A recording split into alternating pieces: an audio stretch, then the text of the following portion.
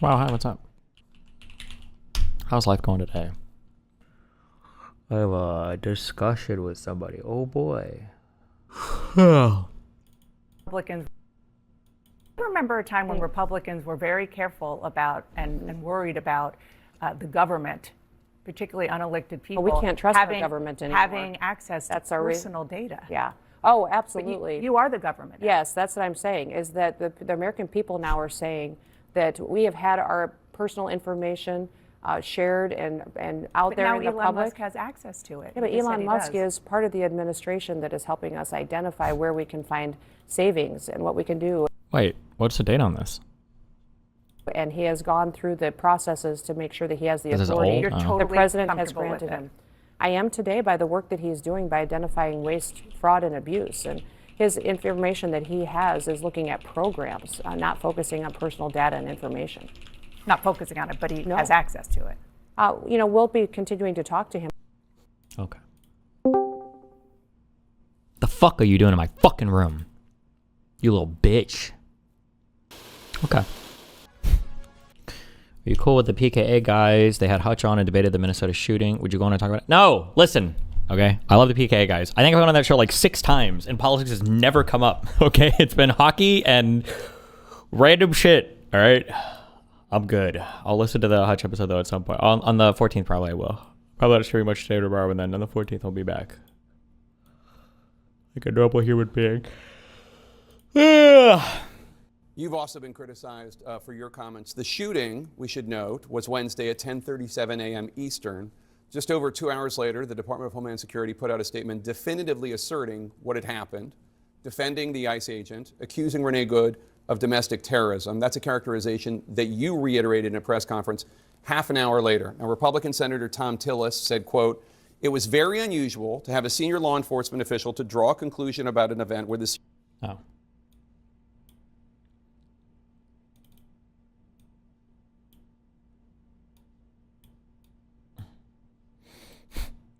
Click, drag. Hello? Click and drag. Can you not click and drag?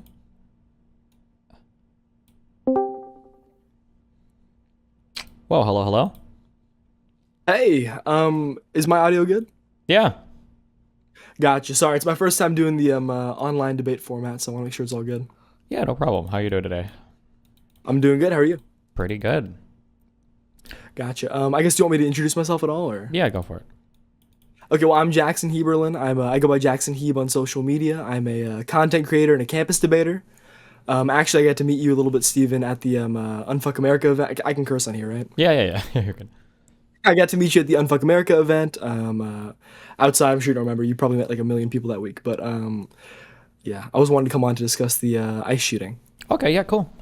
Which event was it? Or what city state were we in? It was in Phoenix at AmFest. I got to meet you outside of the that one. I was the guy who was talking about how like I was originally a leftist and then became conservative. Gotcha. Okay. Well, yeah. Where do you want to start? I guess. So, well, I guess of course I want to say that I think that it is a legally justifiable self-defense, and of course I think that breaks down into obviously what is justifiable self-defense. The I guess long explanation is obviously the officer has to reasonably perceive that there is imminent threat of a deadly force or a serious physical injury to themselves or another person. And I guess if I want to get more specific, that breaks down into sort of like 3 sub-qualifications being imminence, proportionality, and reasonability. I think that all of these are well qualified in this situation. Sure. Let me back up for 1 second. I think I reject the notion that it's ever self-defense to shoot at a person in a car. I don't think you ever defend yourself doing that. I don't think you ever accomplish that goal there. I mean, I guess you could argue whether or not it's effective, but I would say that it definitely represents like legal, justifiable self-defense.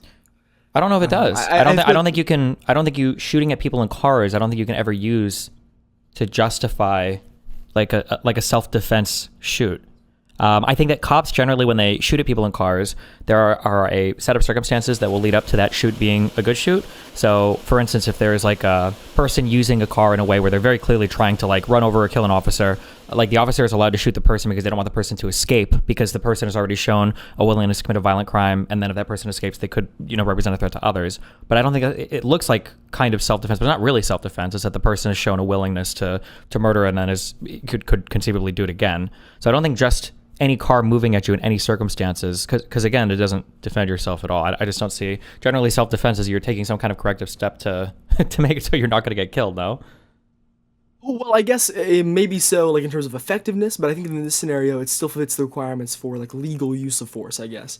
Because legal precedent, there is legal precedent to shoot a car, being that the car is used as a deadly weapon.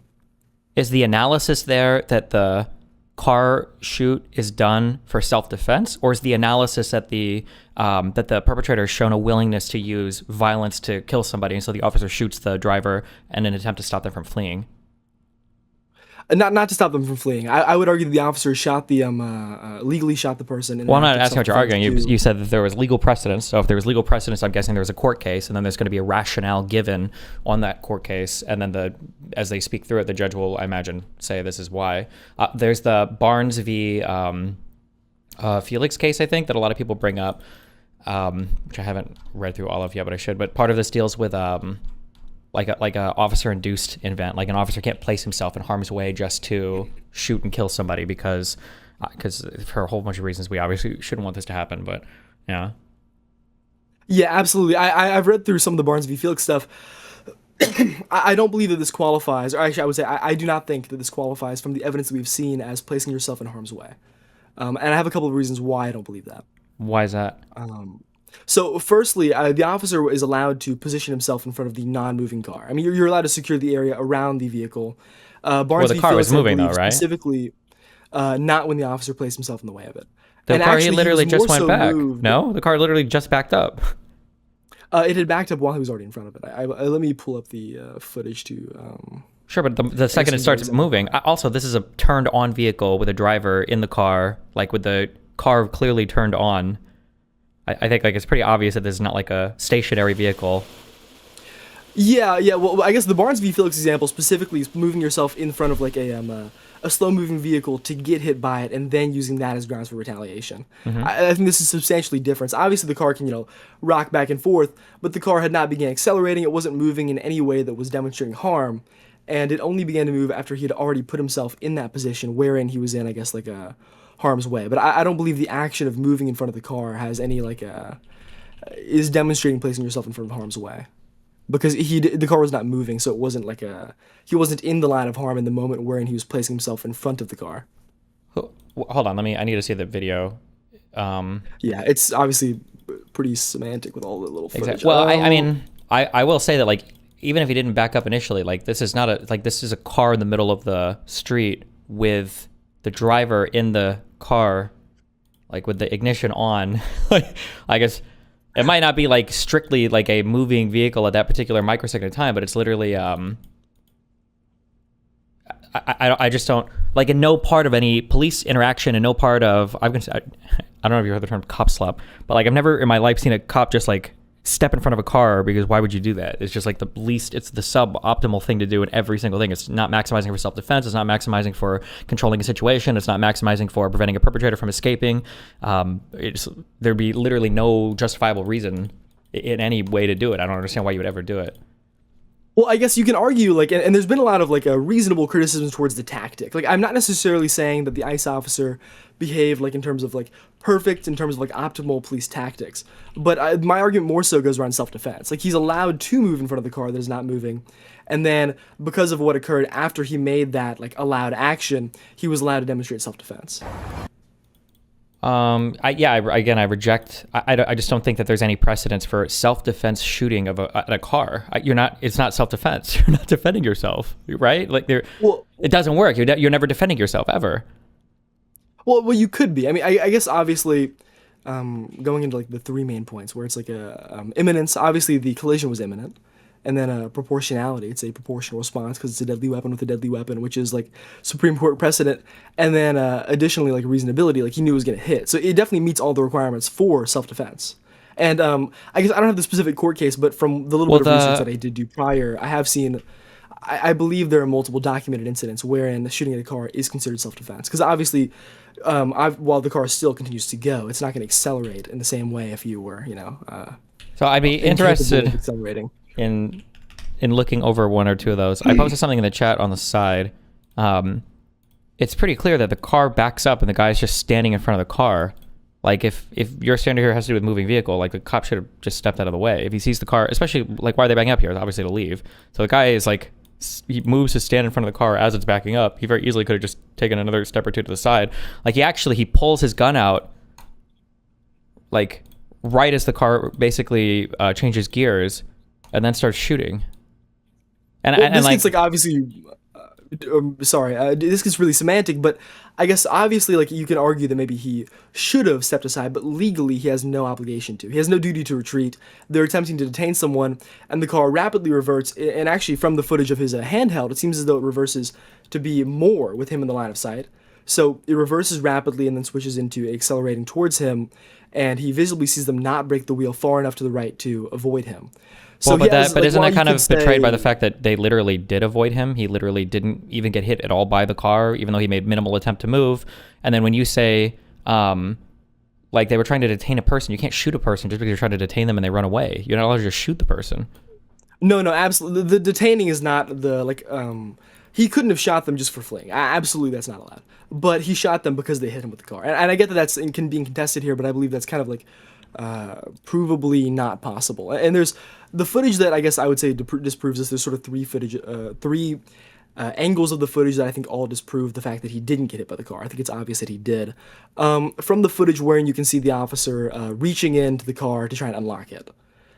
This is like obviously the hardest footage to see, and it's sort of uniquely a bad angle to tell that he gets hit, but even in this one, I think it's provable that he did.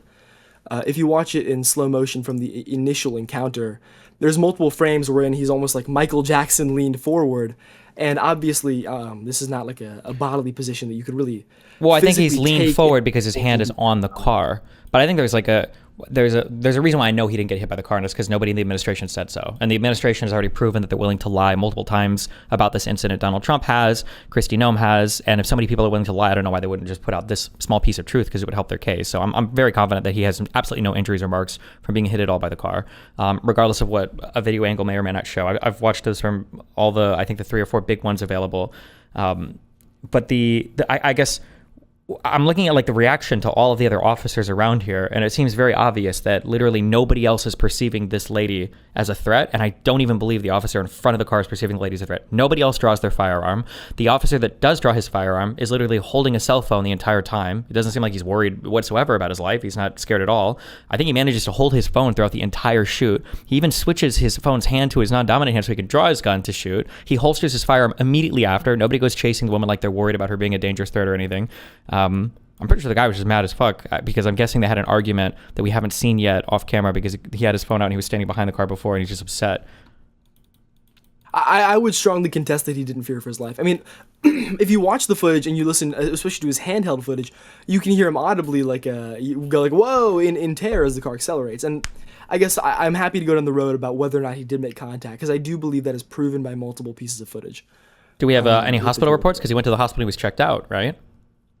I don't believe he sustained serious injury from the or minor injuries. Like, I haven't seen evidence of that.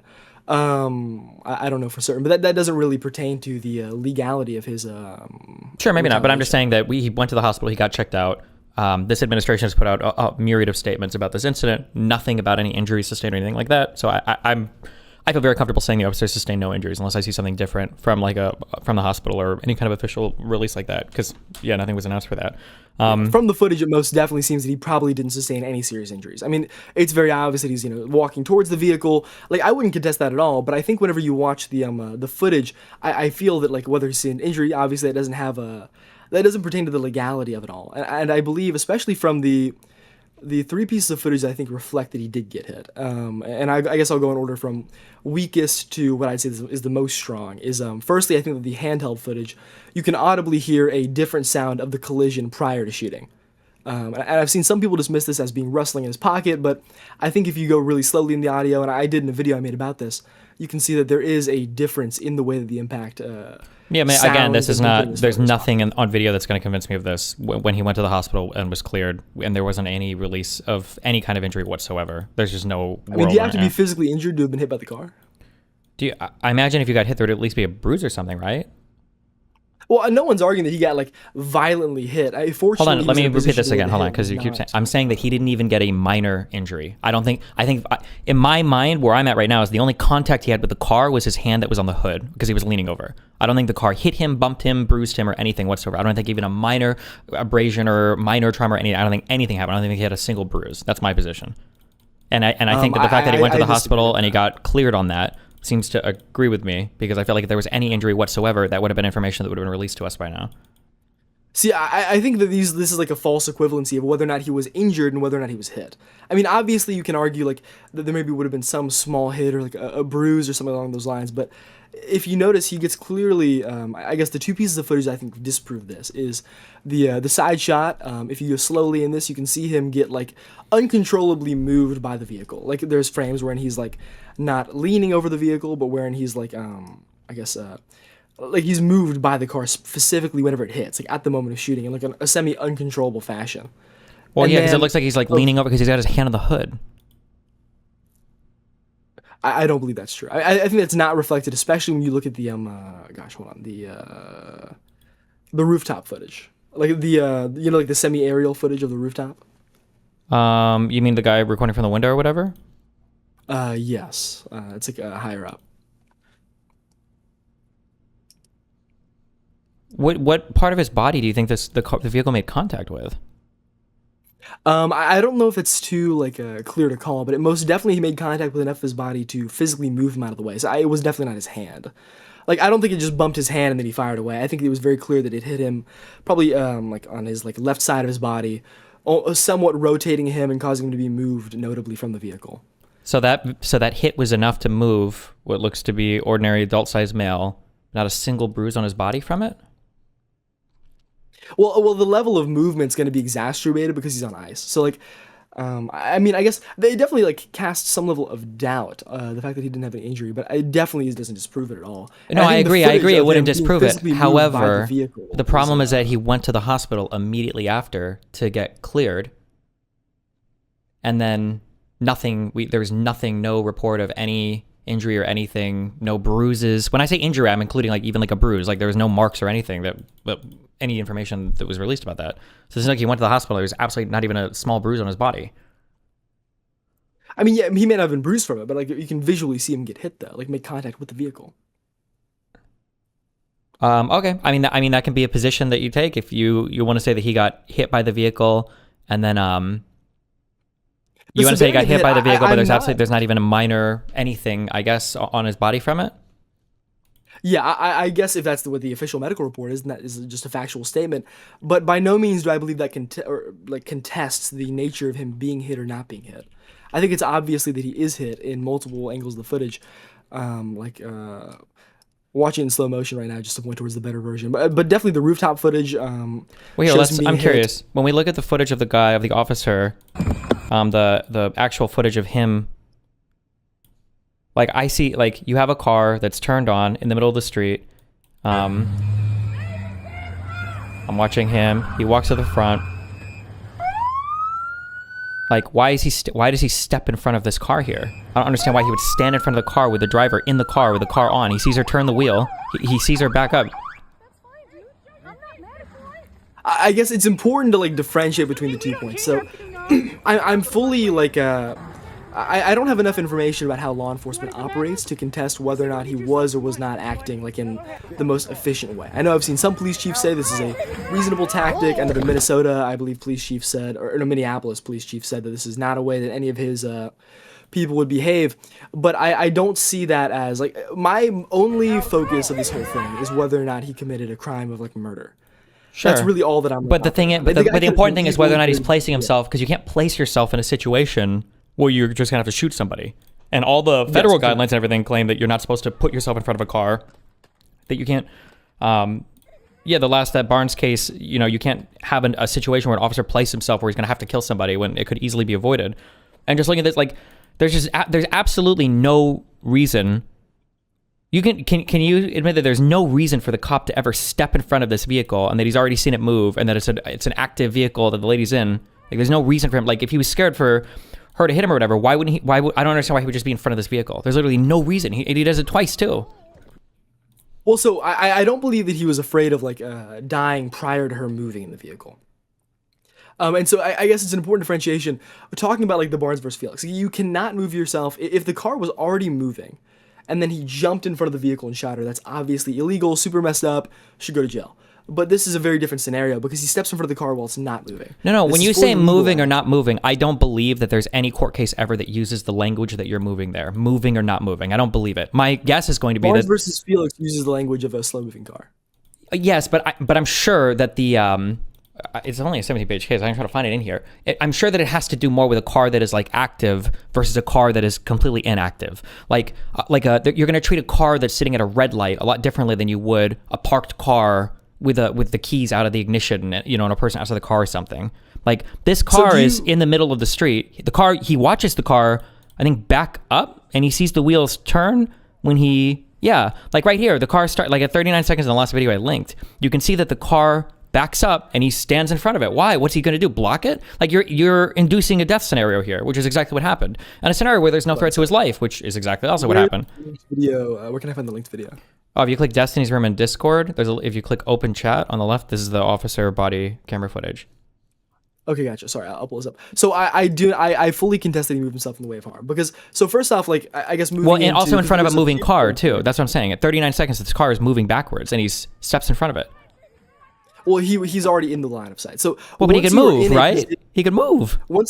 You can. He does make movement while he's already in front of the car, but I guess it's a clear differentiation. So once Wait, he's no way. already in a He position- has his phone out and he's recording. He's not hustling. He's not moving. This is not the movement of a man who is potentially fearing for his life. I guess I want to break it down to a few points because it's a little bit like so firstly, like the point of a car being on, like you should never put yourself in the way of an on car versus a parked car. This is different. While these things are different actions, it is most definitely not considered putting yourself in the way of harm to move in front of a on car. That is not with his parking brake on. Like, for example, if someone's at a traffic stop, it's not in any way considered like placing yourself in harm's way to stand in front of a vehicle. If you're moving around a vehicle at a traffic light, like no one reasonably would argue that a cop should not be allowed to move in front of a non-moving car at a traffic light. I don't think anybody would argue that because I don't think this ever happens because a cop would never stand in front. I don't think I've ever watched a traffic stop where the cop just stands in front of the car. Like, I don't think I've ever, because obviously that would be a retarded thing to do. The cop would get killed. Why would he do that? Like, nobody does that. Like, these are like crazy power tripping wannabe gods to think that they could step in front of a Honda Pilot, and I don't even know what the point was. Like, I don't think any police officer, it could also be the fact that these guys got whatever 47 days of training and they're all 80 IQ Neanderthals or something. I don't know, but like no ordinary traffic cop. I've seen so many cop stop videos on YouTube. Cops would never pull you over, and I got a lot of speeding tickets when I was younger, okay? Cops never pull you over and then stand in front of your car. What would be the point of that? You're just gonna die. You don't accomplish anything else.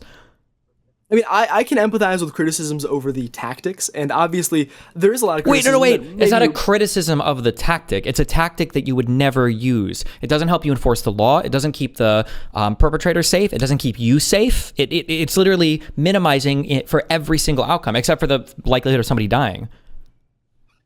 But he's still not placing himself in the way of harm by moving in front of a non-moving vehicle. It was Like, moving. okay, Wait here. Not at the moment, Click but- the link that I did and watch from like 30 seconds onwards. And just I'm seeing messages failing to load right now. Sorry. on Destiny's I'm not Room, there's able like a to- yeah. I'm in the like sub chat and I'm not getting the. It says messages failed to load. Like I'm getting an error code. okay, hold on, wait. Fuck. I'm adding you as a friend on Discord, then I can send you a link on Discord. Okay, gotcha.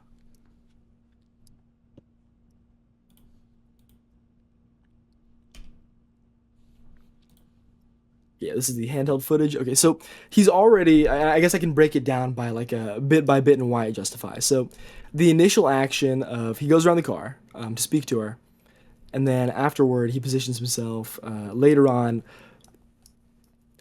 So here I'm watching him move in front of the car. So the car reverses to a position where he is more directly in front of the car. What timestamp are you at? I'm at 35 seconds. Okay. Okay, 35 So- seconds. Yep, I'm watching.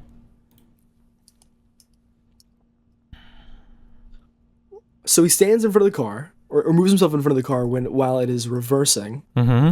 Which is a type of movement, right? He's already in front of the car while it's reversing. Actually, he's already in the line of the car's trajectory while it is reversing. He could move. He can, but he doesn't have to. He has no legal duty to retreat. He absolutely does.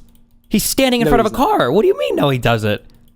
Legally, he has no duty to retreat. He absolutely has a duty to move himself to harm's way. You're confusing. You're using this phrase "legal duty to retreat" to imply or to intuition pump here that somebody's charging at him with a knife. But that's not the case here. This isn't a weapon that's being used to murder somebody. It's also a tool that's being used to transport people. It's a car. The idea that he wouldn't have a duty to retreat if he was literally being attacked with a weapon, I agree. But in this case, he places himself in front of a car, and if anything, I kind of wonder, because the lady, as she goes to put it in park and looks at him, I wonder if she just expects him to keep walking. But if anything, he fucking stops. He stops like he wants to fight the car at like 40 seconds. Like, he could have just continued walking around and he probably would have made it.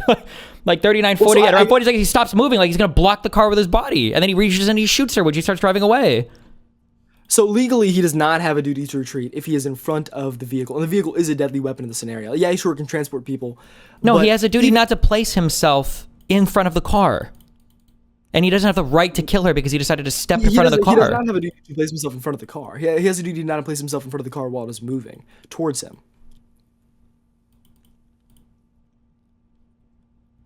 Okay, hold on. I just need to... Yeah, this is a pretty difficult topic to argue just because it's so footage intensive. I'm sure it's really boring for the... Well, no. Just to be clear, this is not difficult at all. This is super easy. If the political parties or whatever were changed, you would be on the exact opposite side of this because it's very, very, very obvious. Like, I can link you the DHS training manual. I can link you any local cop manual. Like, you do not place yourself in front of a vehicle. We can go through 1 million traffic stop videos on YouTube that involve killings and non-killings. You will never see a cop just stand in front of a vehicle. It's not good for the cop. It doesn't help him do any part of his job. And then you can't. It's just the worst and dumbest thing in the universe to do. You would never see it. You can't find me any analog shooting like this ever happening because a cop just wouldn't do it because it's dumb. The guy stepped in front of the car for no reason. We both see. You agree. If he would have just kept walking, he would have been out of sight of the car, right? 100%. Or like the cop chooses this fight here. He chooses to place himself in front of a vehicle. It's very obvious to everybody that this vehicle is about to leave, right? She backs up, turns her wheel. Like, everything here is communicating that she's going to leave, and then he decides to turn it into a murder situation. So I guess these are very different things. And I do want to break it down into like the two categories of like points. So the first point, I feel as though this is unrelated. So obviously, whether or not he is doing the like a correct police maneuver, I don't know everything, but the evidence that I've seen seems as though he is not behaving in the way that is ideal to manage the situation. That's probably, I'd say, almost factually true. It probably would have been easier off if he had kept walking, yeah. But it's about the legality. Like, I'm only concerned with whether or not he legally acted in self-defense. And so you are allowed to legally move yourself in front of a car that is not actively driving towards you, 100%. That's just factual. It may not be a good measure, it may not be a common measure, but it is a legal measure. And then after he's already here, the car is driving towards him and makes contact with him. In that scenario, it is he didn't place himself in harm's way by moving in front of a car that was not driving towards him, and then the car started to drive towards him. Like, there's no other scenario wherein... What did you think the car was back? Did you think the car was backing up to just back up forever into the Pacific Ocean, or what? I mean, I can't read his mind, but even then, he was already in the way of the car. Of the car's final path while the car backed up. So if you look at, like, and this is where it gets super semantic, but he stands pretty much still. Like, he roughly stops moving as the car is backing up, and the car backs up, moving him into the trajectory of the vehicle. So he doesn't see the car backing up and then move in front of it. He's in front of it, and the car backs up to make himself in front of it, I guess, essentially, which is a little bit visually hard because the car moves in a way that makes it seem as if it's a contiguous motion that is continuing. But which I guess is repeated. But he's already in the path of the car as the car is reversing. If he would have just kept walking, he would have been totally outside of where this car was pointed. No.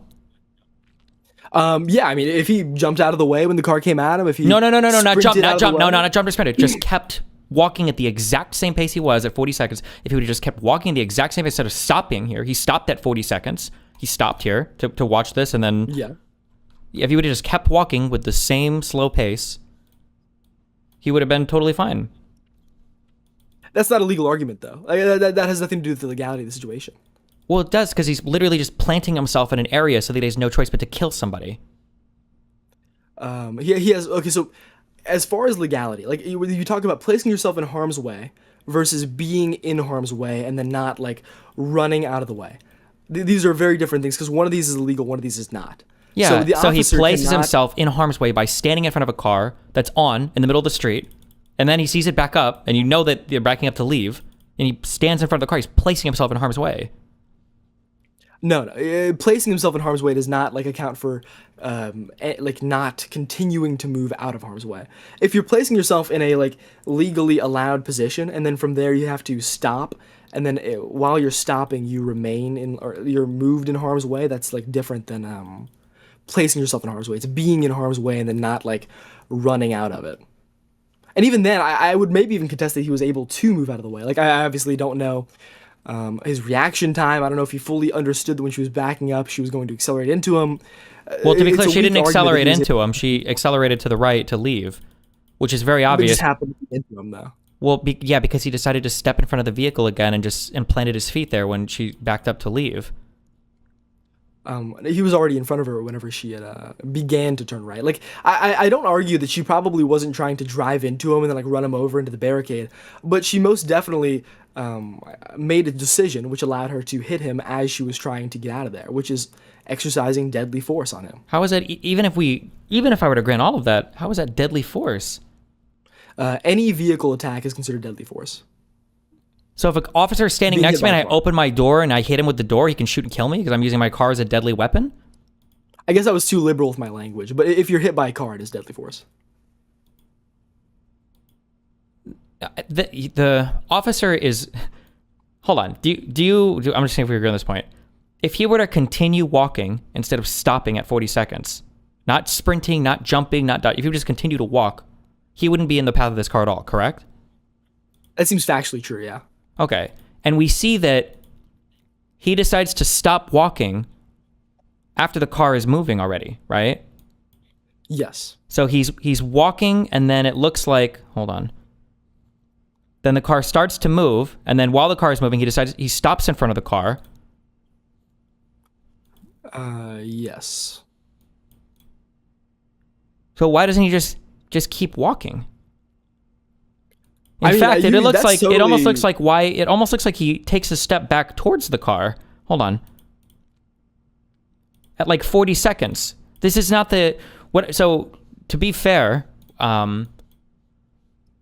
because the legal analysis of this truly has to begin prospectively with the state of mind of the person. It actually doesn't matter if the person behind the car has a lethal intent or anything else, right? Because we don't know that. The person at the time, it's like there's like a reasonable person standard, okay? And but the issue is that people like to try to bring up some of the legal stuff to say that, you know, people on the left are missing the analysis. But when you start getting into the legal stuff and you do this like reasonable person test and you start looking at the actions of every other person around and the actions of the cop, like, do you sincerely believe, at 39 seconds, do you sincerely believe that this cop thought that his life was in danger?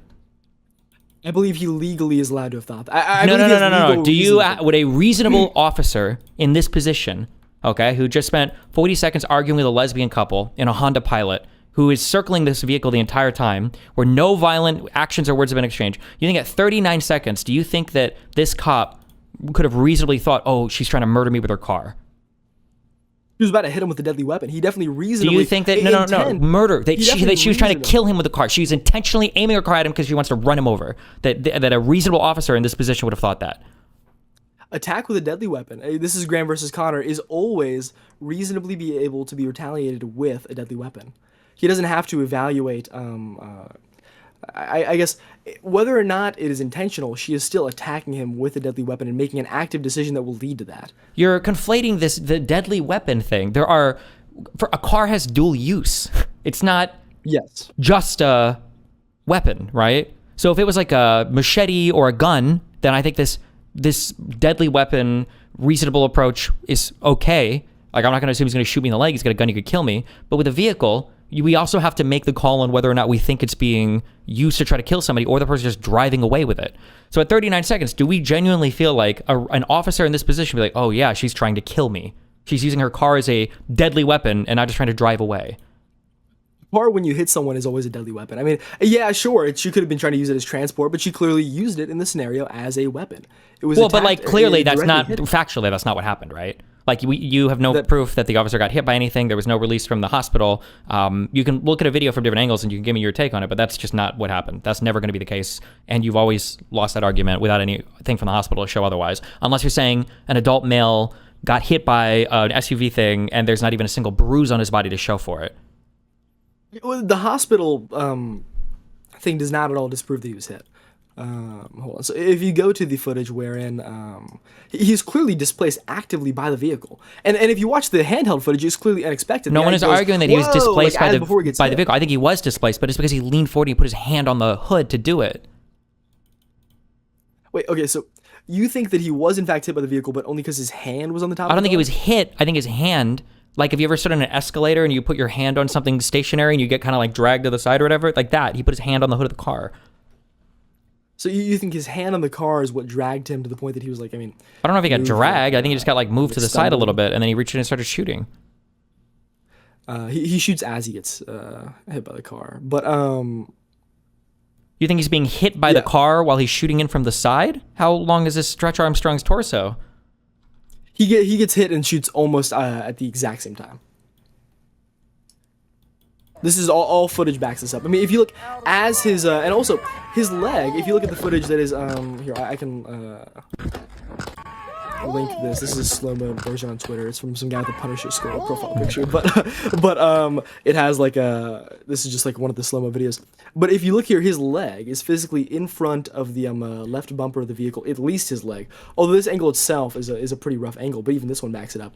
And then as he shoots, he like spins out to a point that he's like fully leaned forward. I do not at all think it's reasonable to say that his hand on the hood of the car caused him to like rotate almost like half an angle, and then or not half an angle, almost like 45 degrees, and then like stumble to the point that he's fully leaning like 45 degrees forward. Like I put my hand on a lot of escalators and they never dragged me like 2 feet over to the left and then like made me almost fall over. Hold on.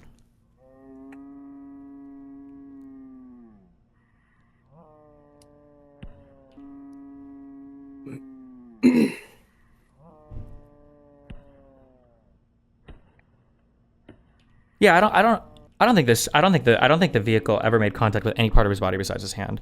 I feel even more comfortable after watching what you just linked. Did you really feel that? I mean, Well, hold on, wait. I'm watching it. So 10 seconds. I see him pull the thing out. So it looks like he is moving like 12 to 13 seconds. But like oh yeah, no shot. So at around 14 seconds or 14 and a half seconds in this video is when he fires the first shot. If you look at the bottom, his foot is already, his whole body must be out of the way here. His hips have to be out of the way of the front of the car. He's completely outside of the car even being in the line of his body at this point. I think he's got a hand on the windshield and then he makes his first shot in, but like you can see his foot on the ground. Unless he's like a UFO saucer hip guy, there's no way that his hip can what possibly. frame is this you're talking about? I don't know which frame. I'm at like around like with all the action happening in 14 seconds. Okay, gotcha. Because, well, I mean, I think if you go, like, there's a couple of frames that make it obvious he's uncontrollably being moved by the vehicle. What timestamp?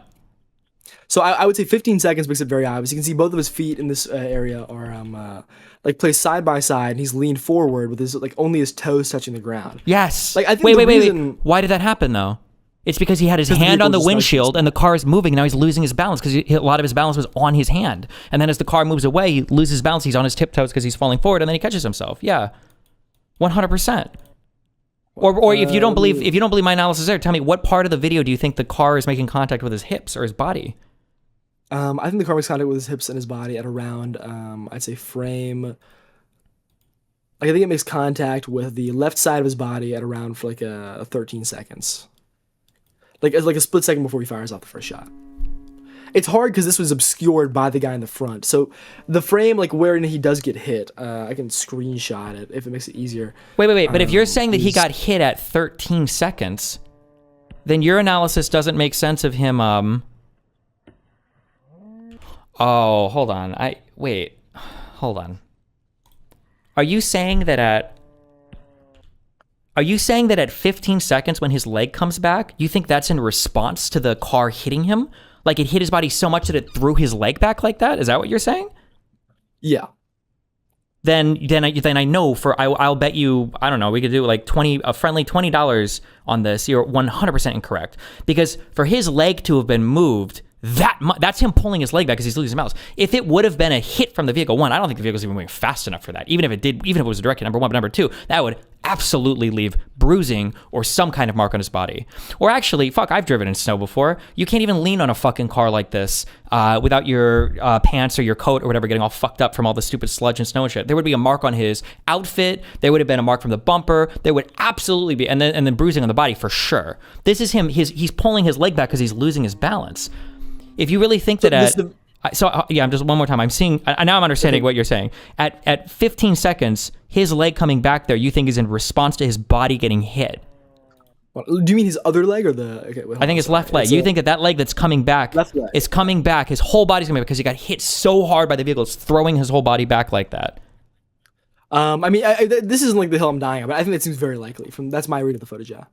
Okay, I think it's way more likely that the hit also is like unrelated to the legality of firing back, but but also if you look at like around frame 16, like part of the reason why I think that the hit is so like over dramatic relative to the impact is if you look at like frames 15 or 14 through 16, if you just like scan by, even the other guy falls because they're on ice. Like he almost slips just from like having his hand in the window and like being knocked around.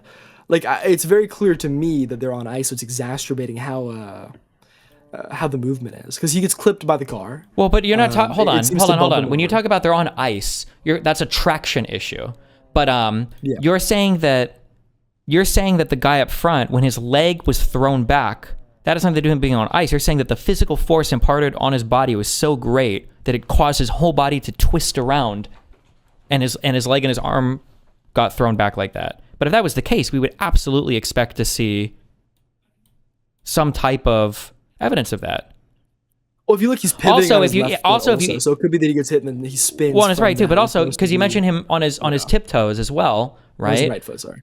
If he was pushed, wouldn't we expect to see him more on his heels or like backing up like that, as opposed to if his hand was on something that was driving away and pulling his arm? Then we would expect him to see it on his tiptoes, right? Like if we look at the officer that's closer to the camera, as the vehicle pulls away, he's kind of like moving onto his toes because he's like losing his balance on the car because it's like moving in front, it's like dragging him, right? Yeah. I think he was also dragged by the vehicle. Like, to me, this just the same way that the front cop was, because he had his hand on the hood. Well, he was being dragged. Okay, so I guess there's maybe a miscommunication. Like, I don't think that the car hit him and like a shock wave just sent him flying. I think he was hit by the car, was in the line of the car, and then from the car's like impact, it pushed him and like over a duration imparted the force that caused him to twist on his right foot. And I think because he's on ice with his right toe, then the lack of friction makes it possible for him to sort of like I don't know if you've ever been on ice and you've like done like a pirouette or whatever, like it kind of spun around. I think him with his right foot being on ice allows him to turn more so. But regardless of debating like the physics of the physical encounter, if you look from the overhead, which I can try and find a better clip of, all the clips have the really corny like music from people who are like celebrating her death because they're freaks. But hold on. Yeah, this has the really corny like Smash Mouth music, but it's like still zoomed in angle. Here you can very clearly see like what I'm describing, wherein the vehicle comes at him. He reacts in like a startled, scared way, and then you see him get like pushed with the side of the vehicle that imparts the twist upon him. Like I really feel like this angle is the most damning, although it's just so low quality. And yeah, like his hand could have been also on the hood, but that doesn't disprove the fact that he was getting like hit by the car. There's New York Times did one where there's like all three footages synced. I don't think I don't know if you can say from like the 7 pixels of this guy, but even here, I don't think you're seeing him getting hit by the car.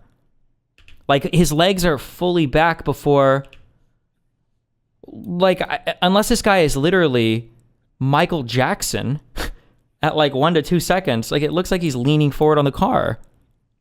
I think if you pan to 6 or 7, if you pan through like 6, 8, and 7, like that whole area, I think you can physically see his torso get bumped by the car. Like it's very obvious to me. Look at like 7 seconds. He's leaning forward, like he's leaning onto the car.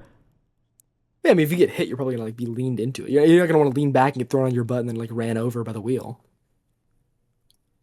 Like I'm not I think if arguing you're, that he I don't know if wasn't, anybody like, would lean into a leaning car as that's he got hit. hitting them. I'm just saying that like he's leaning and his hand is on the vehicle. I don't think he's getting hit by it ever. I mean, just pan through like. I'm panning through. It looks frame like 7. at like 6 seconds, his hand is on the hood, and then he looks like he's pulling out his gun at some point, and then the car is moving forward. His hip, like if I'm looking at like right when the thing turn, or right around maybe the middle of 7 seconds, like it looks like his hips and everything are completely out of the way. Like when the car You goes can by see him. his left foot get like uncontrollably displaced by the front of the car, like by the hood of the car in the video. Where? At what point? If you go through like frame 7, basically, you can see his like foot, his torso gets displaced by the vehicle, and then his foot turns in accordance. Like I'm not saying that he didn't. No, like, he's just pulling his roll with foot. it, He's or, just like- pulling his foot back. There is no hit by the car. None of this hits him. He just pulls his leg back because he's falling over because his hand is on the hood of the car. You agree at the very least. The hospital analysis agrees with me far more than it does you. Correct? No, I don't contest that. I don't concede that. I think it's obvious the hospital analysis like proves that he didn't get like slammed, like have a broken rib, but it doesn't prove that he didn't get bumped by the car that was accelerating away from or accelerating Hold into on. him. Okay, let's see if we can agree on this. Can a car cause an adult male's body to move that much without leaving a bruise? Yeah, I did hear. I mean, I'd say he was Okay, I unlikely, think but we just definitely told. I did think hear. we did. I don't think that, or maybe everybody I know and myself bruises easily. I don't think you're getting hit by a car like that and causing your whole body to move, and there's not even a bruise on your body. I'm not saying like a internal bleeding, hemorrhaging to death, but like not even a bruise. Well, also he's wearing like a bulletproof vest. I think the primary impact hits at his like chest. I mean, there's a lot of other factors that could inhibit this. Like, I don't believe that he got like full body like plowed. I think in some ways he was fortunately able to kind of roll with it. It seems like that's obvious with him spinning, but he most definitely got hit by the car. I think that's to be fully frank. I think it's just obvious from the video. The car made impact in a way that was uncontrollable to him and imparted like a rotational speed to him. Either that, or he had his hand on the front of the car assuming and this then is an- reactionarily like bumped back. Like, If this is an like, I ordinary think he really size liked- adult male, what is it, like 180 pounds plus or whatever? I He don't. was a pretty chunky guy. There's how much to impart that much force. I don't know. Like in terms of like size of adult men, that's a lot of force that you would need to be able to move somebody like that. Also, again, somebody linked the same footage. I guess is a little bit higher quality. I just don't see a convincing part here where it's like, oh, the car definitely made contact with him. It looks more just like he's leaning over on the thing and he gets dragged a little bit because his hand is on the hood. I don't see a part where it hit This him. is higher quality. Hold on, let me look at this part of the footage. This is definitely the highest quality version I've seen of this. So he goes in here. For some reason, it's not letting me scrub through it, so it's taking a second. I think it's so like I think it's so painfully obvious that it makes contact with his torso and like slides him. Like I really do believe that. You can believe it, but the video evidence is murky at best for what you're saying. I would argue the video evidence supports that he just had his hand on the thing more and he was getting dragged like that. But the hospital report absolutely agrees with me. And there is no world I where a man's where an definitely adult believe male the body gets moved that much by a car, and there's not even like gunk or snow on his outer coat or whatever, let alone at least a bruise or something. Well, the car wasn't going like unbelievably fast when it hit him. It And has also, you to. have No. keep in mind For it's your accelerating story with to it. make sense, the car has to be moving quite fast because you're saying that it caused his whole body to swing around. A car moving at 2 miles an hour is not going to hit an adult male's torso and swing it around, right? He didn't even drop This his is phone. empirically verifiable, though. I mean, you can watch like the footage. You see, it's not going like insanely fast, but it's accelerating into him. So it's definitely like, in my opinion, imparted enough rotational force. Like this gets like so in the weeds. But even then, if the car was hit him while it was going slower, and then it was accelerating into him, that also would support my narrative more because the initial impact would be lesser due to the speed. Just like physics, the speed imparting less force upon him initially, and then him getting pushed with it. Where at that point, the acceleration is modifying his body's like speed.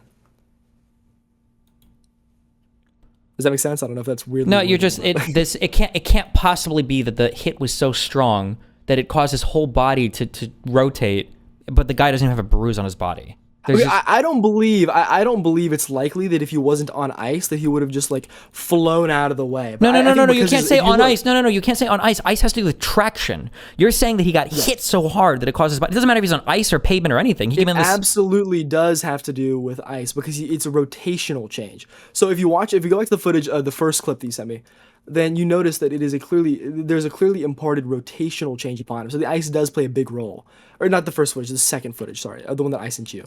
If you look here, most of the change that he experiences is while he's balanced. His balance shifts from his left foot to being balanced on his right foot, and then from there his right foot spins, so likely being on ice, as the same case because it looks like there's a sheet below him and his partner. His partner spins because he's obviously on ice, so that would exacerbate the appearance of the rotational force.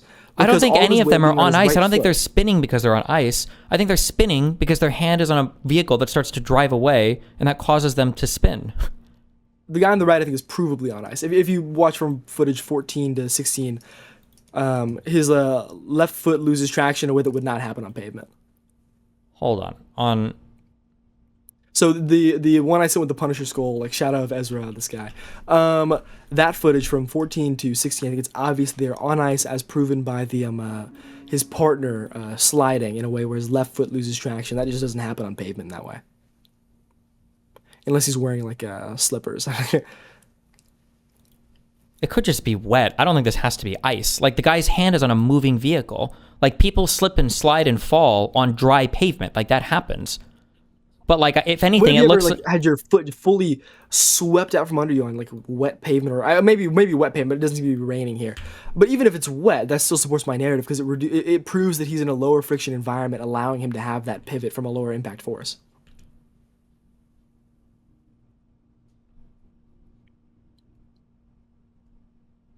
like the officer in the back that you're telling me to look at, like his body movements, everything are wacky as well. You don't think the officer in the back got hit, right? No, I mean, he probably got dragged by having his hand through the window, but that's very different than the impact facing the first officer.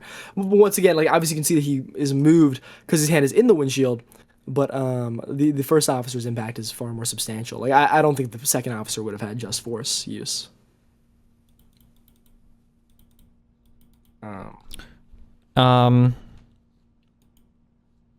Yeah, I don't know. I just have 1 second.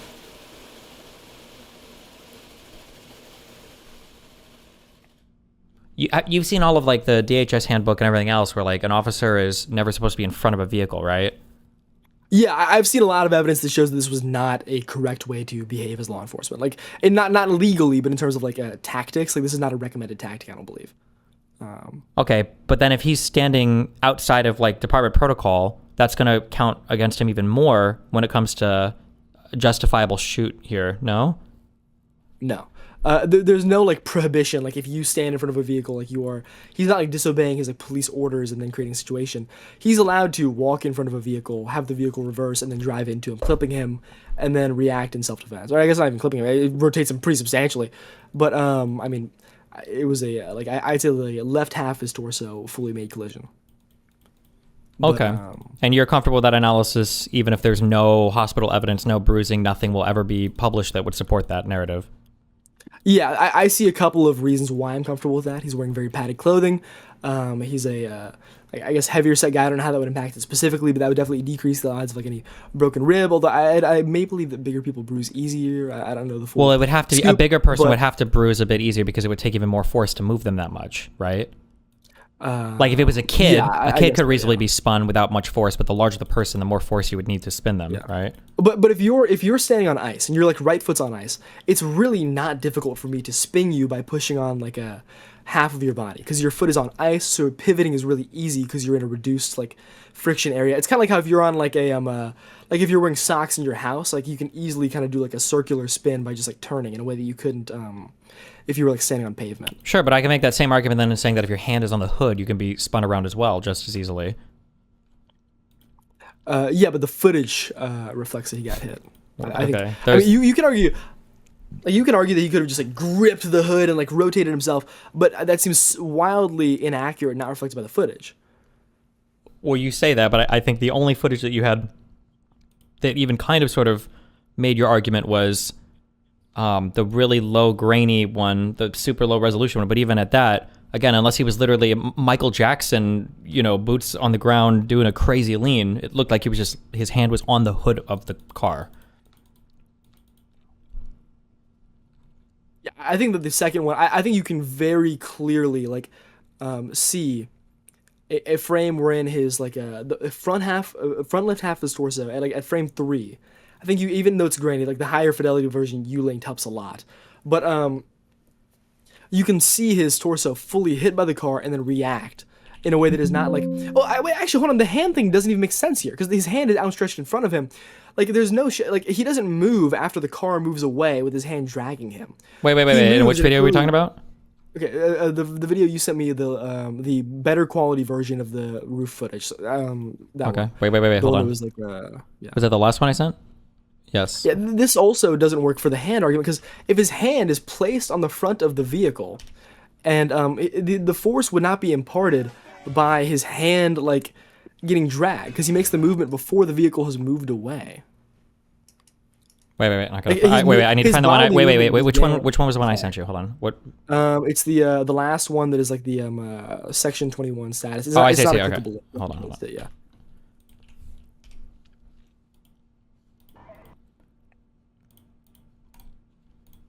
Okay, you're saying this doesn't support the hand thing because of what reason?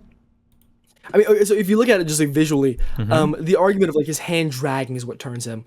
The physical movement of being dragged would be like a way later instance. Because if you have your hand outstretched and then someone like you would crumple more than you would like your hand would crumple more than you would strong arm your hand and allow your hand to turn your entire body. Because that's a very like obviously it's a risky motion because there's a car accelerating. He seems startled by going, oh. So I think it's really unlikely that he induced a turn, and almost physically impossible that he induced a turn with his arm being that like hard locked out forward. Well, yeah, he's pivoting. He's pivoting with his hips, and his hand is on the hood, and he reaches out to do his 3 shots. Like all of this, I think. Your argument is not that the movement occurred from his hand. Your argument is the hand was on the car and then he pivoted by like himself. No, there's like a combination of both. Like his hand is on the hood, the car starts to go forward, and then he's moving. So he's both the car is moving him, and he's kind of moving at the same time. His hand is coming forward, and he's shooting his shots. Yeah, that just seems way more obvious than he got hit somehow, was able to hold on to his phone almost the entire time, shot 3 times, 2 of them from the side. So what do you think is happening in frames 3 to 4, wherein he's rotating, matched exactly with the speed of the vehicle as it's proceeding? Do you believe that he has like perfectly mirrored the vehicle's speed as he's rotating by his own action? Like wait, from 3 to 4 seconds? Hold on. Yeah.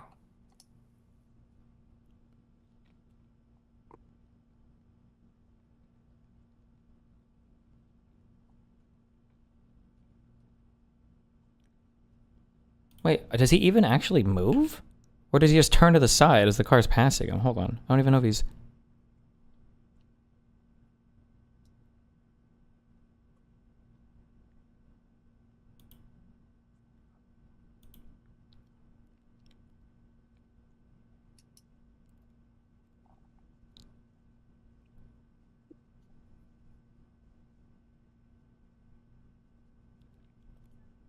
I just feel like his hand is on the hood, and he's just kind of like turning to the side and then shooting at her. He kind of loses his balance a little bit because as the car is moving and his hand is on the hood, it's kind of like weird, but I don't think he's getting...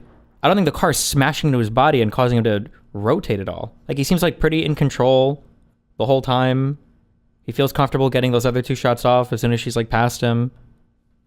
Is it not suspicious to you though that exactly as the car, like regardless of him being offset, because the argument is that he would have been like depth-wise in a way that we cannot see positioned behind the vehicle, right?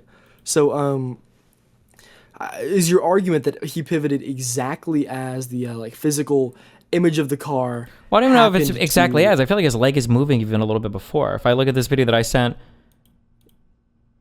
like it looks like he's moving his leg at around 3 to 4 seconds, and then the car passes him by. Like, at what time here do you think the car is hitting him? I think the car hits him almost exactly 3 seconds. And while his leg may be moving, which would be reactionary, his body, like partially reactionary, obviously I think later it's induced, his torso is fully stationary until the point where it would be exactly made collision. Like, until the point where, in my narrative, wherein the depth is, I guess, less offset than you think, he would have just made collision. That's a really, really crazy coincidence for it to have been like a Matrix dodge with his hand on the front of the car. Like, this combination of events seems so much less likely than the fact that maybe when the car moved to be visually connecting with him, it actually just connected and imparted the force that we see visually. Hold on. I feel like your argument's a logical leap. Well, that's also supported by the hospital report and everything else, but...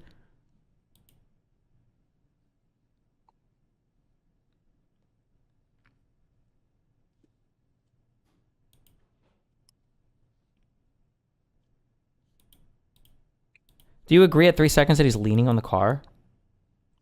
Let me see. Hold on. Gotta pull back up the footage. 3 seconds on the one we were just looking at. Okay, hold on. Do I agree that he's leaning on the car? I think that he is. Let me see. Like, his hand is really hard to see. I can't tell if that's his firearm. I'm looking at his or if legs. it's Aren't both of his legs like? No, he definitely braces. Like, he definitely braces for impact by like placing his weight on the car that is hitting him. But like, if you think about it just logically, if the car is Wait, coming at you, no. That like at 3 seconds. So I think before the car wait. is even So at his before the body. collision, Yeah, his hand is like on the vehicle.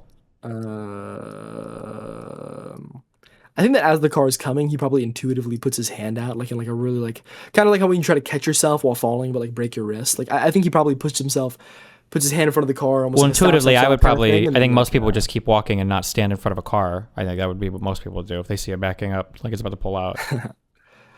maybe so, but it seems like it wasn't the choice he chose to take. And I think it's legally allowed still. But either way, like, I think he probably puts his hand out and like touches the. I think it's visually really likely that his left hand touches the car before it makes direct contact with his body. Yeah. Okay. Well,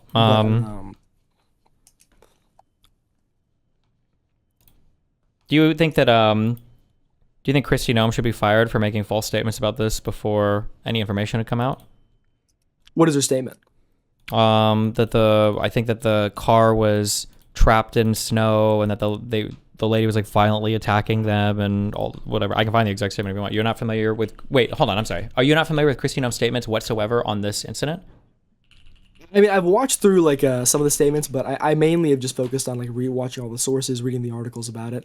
I try not to listen to too many admin statements. I just try to get the general like, what is their narrative? I'll watch some clips about it, but I find that the long form admin statements, like unless they contribute new news that appears in articles, is kind of just like, I don't know, like I don't know what better adjective, like masturbatory, just like hearing what you want to hear. I don't really. I try to avoid most of that.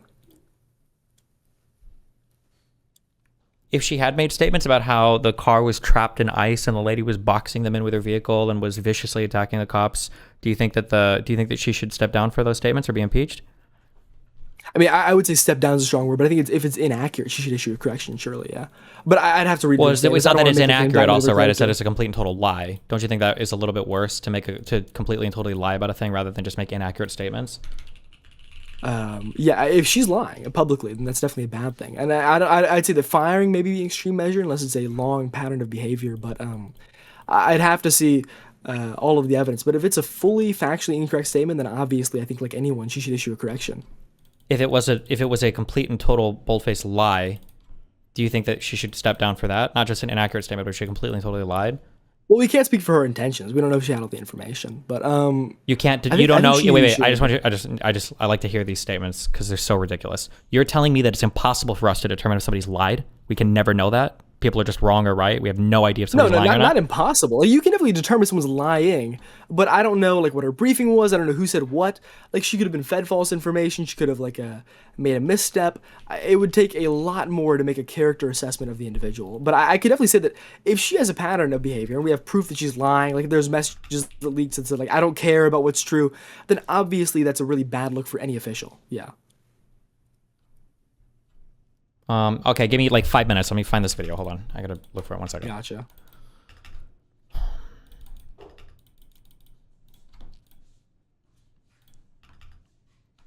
You asked to Okay, here you go. One sec. We can start this at the same time. Let me know when you're ready. It should be a minute 23, and then we'll start at the same time. Okay. Gotcha. Okay. Wait, 1 minute and 23, or what did you say? Let me know when you're ready. You want to start now? Or we'll start at the same time. Okay. Ready, set, Now. go. You asked about a shooting that we just had in Minneapolis, Minnesota. It was an act of domestic terrorism. What happened was our ICE officers were out in an enforcement action. They got stuck in the snow because of the adverse weather that is in Minneapolis. They were attempting to push out their vehicle, and a woman attacked them and those surrounding them and attempted to run them over and ram them with her vehicle. An officer of ours acted quickly and defensively shot to protect himself and the people around him. And my understanding is that she was. Well, I'm pausing quick. Okay. She said that they tried to ram the vehicle. Well, she said that the ICE people were stuck in the snow. They were attempting to push out their vehicle, and that this woman attacked them, rammed them. Right? These statements are probably resignment worthy. No. And ram them with her vehicle. So I want to make sure I see the full clip. Sorry. Okay. Shot.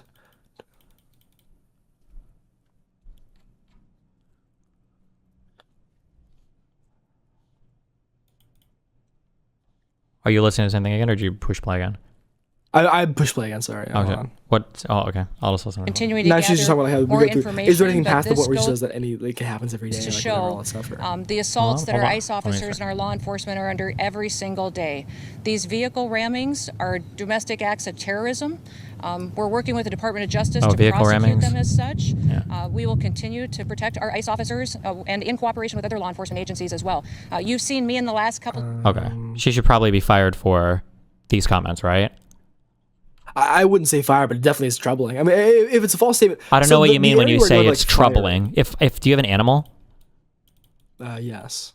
Okay, if I were to come and fuck your animal, would you say that's troubling, that's bad, it's not good? Or would you have like some consequence or accountability for me? I don't know. When you keep saying like, well, that's troubling, that's bad, I don't know what that means. I don't know how to interpret that. Obviously, and I know it's like a harsh analogy. That's way different. So I could say like consequences. Like this comes down to me not understanding the internal system of how. And I'd say that I don't know everything about like what information you have on this, but I think that neither of us are capable of knowing how she got her information, where she got her information from, or. So she has. So then this is a mouthpiece position that has absolutely no accountability, no responsibility. The buck stops with nobody. Okay, the vast majority of like these like public facing cabinet positions, a lot of it is just delegating tasks and then being like a administrative I guess how do I put like a voice for your administration. I'd say that whoever like propagated the false claim, I really doubt that Christy Nome was sitting in the room, got the call saying, oh, this is what happened, and she said, all right, man, like fuck this shit, I'm gonna go up here and just like start totally just lying out of my ass. I'd say that she probably was fed false information, because first off, that just seems like a bad maneuver, like a poor situation, because like, I mean, it would have been just more accurate to say someone was in the car, they fired back. But I'd say that definitely the fact that the misinformation traveled up the chain and then got out in this way is definitely bad. Okay, so then somebody should be fired, or Somebody should be reprimanded. Firing is a really strong term, but I think somebody who's liable for the misinformation being like a passed up the chain probably should have some level of reprimandation. Yeah, but like it's more so just I'd have to be acquainted with the system. Like I can't make a value call on her. I can't make a value call on like any specific person. But I can say anywhere wherein like a false information is being propagated, there needs to be some measure taken to like resolve it. Obviously. okay. But I think a corrective statement would be nice. Although I guess at this point everyone already knows, like the factual statement. But vehicle being stuck in ice, like, I don't believe that's I think that's false. I think hit them is deceptive. But I guess if we go into like the individual lies, the domestic terrorism thing, like that's I guess like a harsher way to put it. But I mean that's I definitely wouldn't call that a lie. Just like a difference in opinion over like how you'd classify it. Well, to be clear, no, that's a total fucking lie as well, right? There's no evidence that this lady is a part of some terrorist group or is a part of or was even intentionally trying to kill anybody or whatever. We have no clue, because domestic terrorism is a statement of intentionality now, for sure, regardless of whether or not the shoot was fair or not, right? All of those things are lies. I guess you're right. Terrorism is a question of intentionality. But you could argue if someone's there to disturb, obviously then they have like a motive against the organization, then they commit like an act of deadly force. This is all like very semantic. I probably would not make this statement personally, but I would definitely argue that it's not like, this to me is not a lie. I wouldn't argue it's a lie at all. I'd argue you don't have to be in an organization to be a terrorist. You don't have to be, I guess, like a like. Was it? if Would the you say? evidence points Is it okay to towards call like all the malice, Gen 6 people? Could I call them domestic terrorists? Would that be a fair statement? I mean, I don't know. I don't know enough about like J6. Like I don't know about like who did what. To be fully honest, Bunch of J6 people is an area that broke I into have the not- Capitol. There was a riot. Why can't I call them domestic terrorists? Right? They were trying to impede a government process. They managed to delay the certification of the vote. I guess like J6 people. There was, well, I mean, they didn't kill anybody. It's a big difference. The only person who killed somebody here was an ICE agent. So the only domestic terrorist, by that qualification, would be the ICE agent. So again, so Well, the the argument is that the Renee was trying to kill someone. trying to means nobody got killed, right? So Yeah, but intention, like it doesn't matter if you succeed to be a terrorist. Like yeah, I can try and like blow up your house, but I'm still like a terrorist. I guess not, but if you're a president, you know, like or a candidate. so there was no killing, right? We could argue that on January 6th they might have killed congressmen if they would have gotten their hands on them. We don't know that. But we have If the intention is verified on that, then they're definitely terrorists. Yeah, if they're trying to kill. you need to Congressmen, verify an intention to call somebody. What about when they were all outside screaming "Hang Mike Pence"? I mean, but that logic that you don't know, whether the individuals in the Capitol were the ones screaming it. Definitely bad rhetoric, but those are differences in actions. Like really messed up rhetoric. You can't. I don't think you can conflate like really bad rhetoric to like being like a terrorist. But either way, I would personally not argue that she was a domestic terrorist, but I don't think it's a lie. Like that's what I'm saying. But I think it's a kind of. Do you agree that logical Fauci leap. didn't lie or make any bad statements or whatever when he was the NIH head under Trump?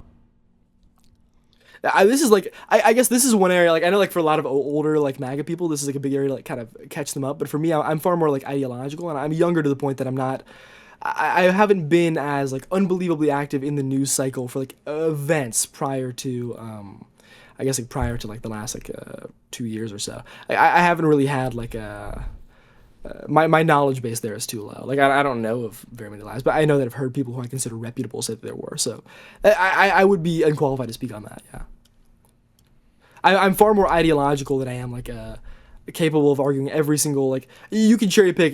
We could go back. Someone older could argue with me about like I guess how to put like specific Obama administration stuff. But obviously I would not be acquainted with that. The same way that you may not remember like or you wouldn't be able to argue like areas of like Nixon's presidency.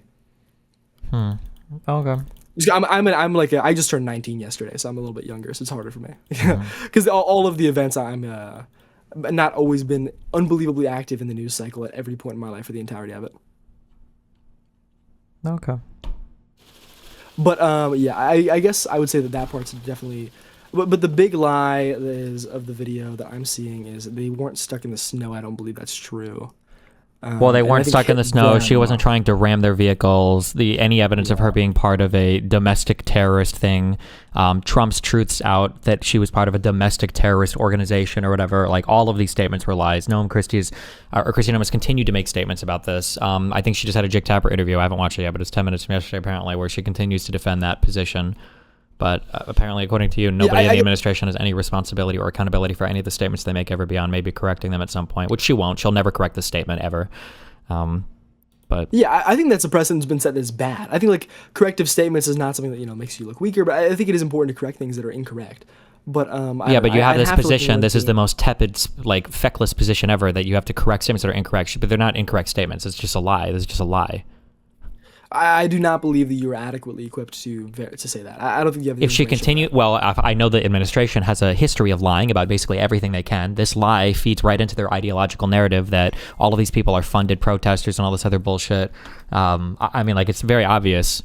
Like I said, like I can't prove it, obviously, and you'll never admit it. But like, if the shoe was on the other foot, you would be very keen and very quick to admit or say that it was a Democratic administration. They're lying about this. They're lying about that. But now I'm getting the insane take that cabinet level people have no responsibility for the statements they make, save to just correct statements that are incorrect. Are you familiar with like the Rittenhouse shooting and stuff?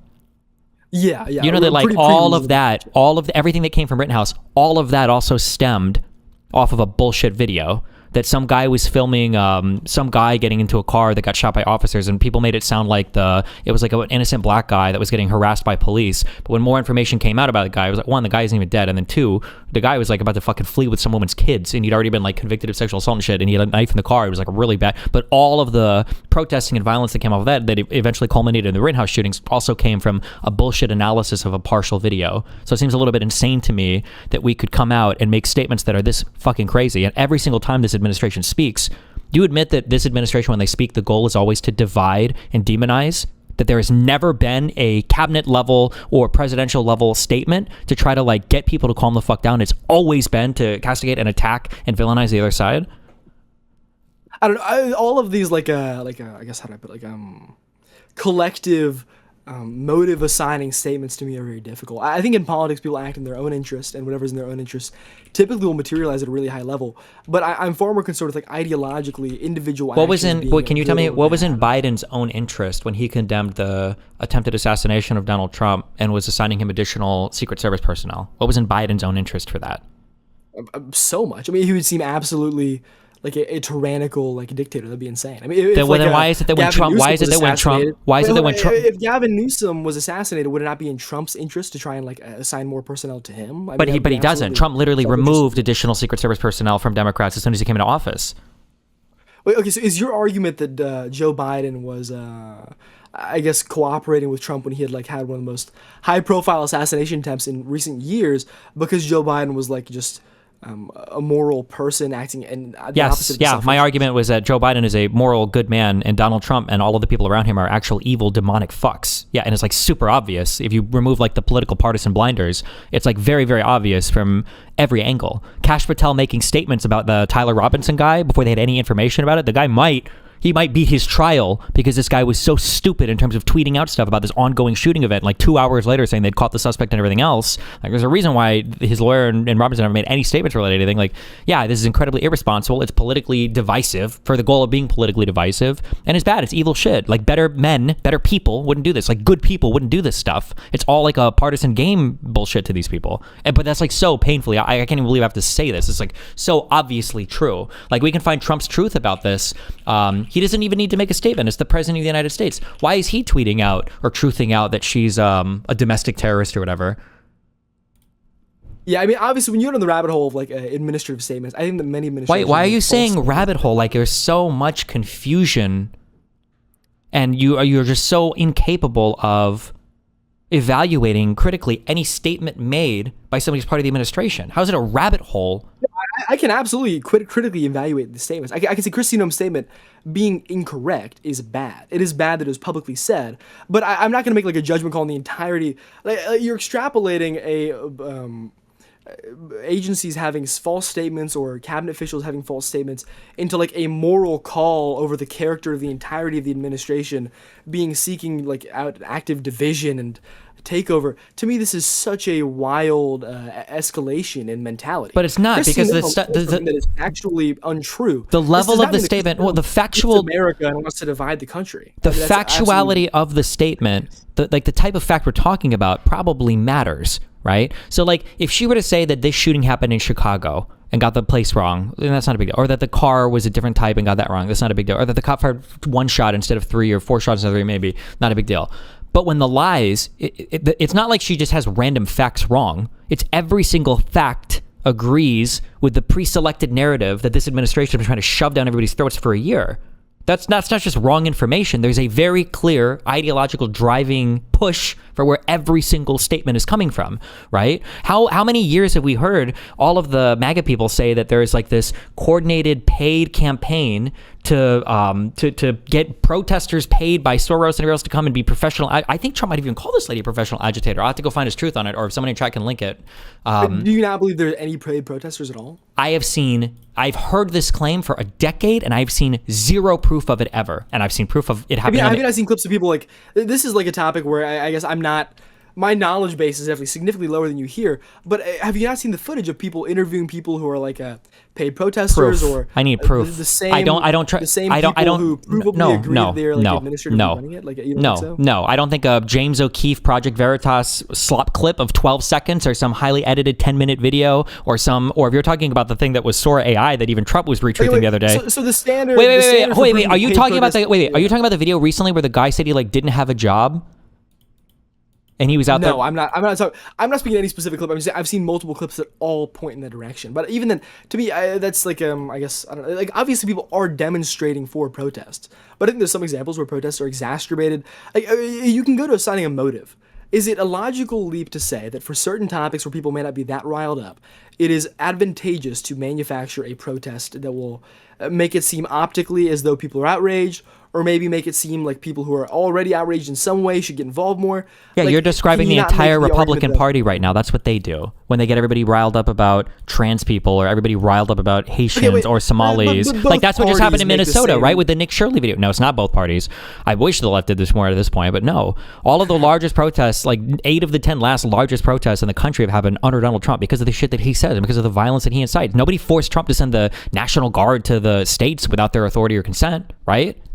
So the blanket statement is denying, like, I guess all of the nuance. Like, there's many scenarios wherein. Do you agree that there's any scenarios wherein the left has spread misinformation to make their, not maybe spread misinformation, but like deliberately placed, I guess, like divisive rhetoric that is designed to rile people up more than they reasonably should be? Name one example. Like, I think a good example is the attempting to make abortion a campaign issue of Kamala Harris. You don't think women have strong feelings about abortion? You think that's a false issue? They do, but what can she do about it?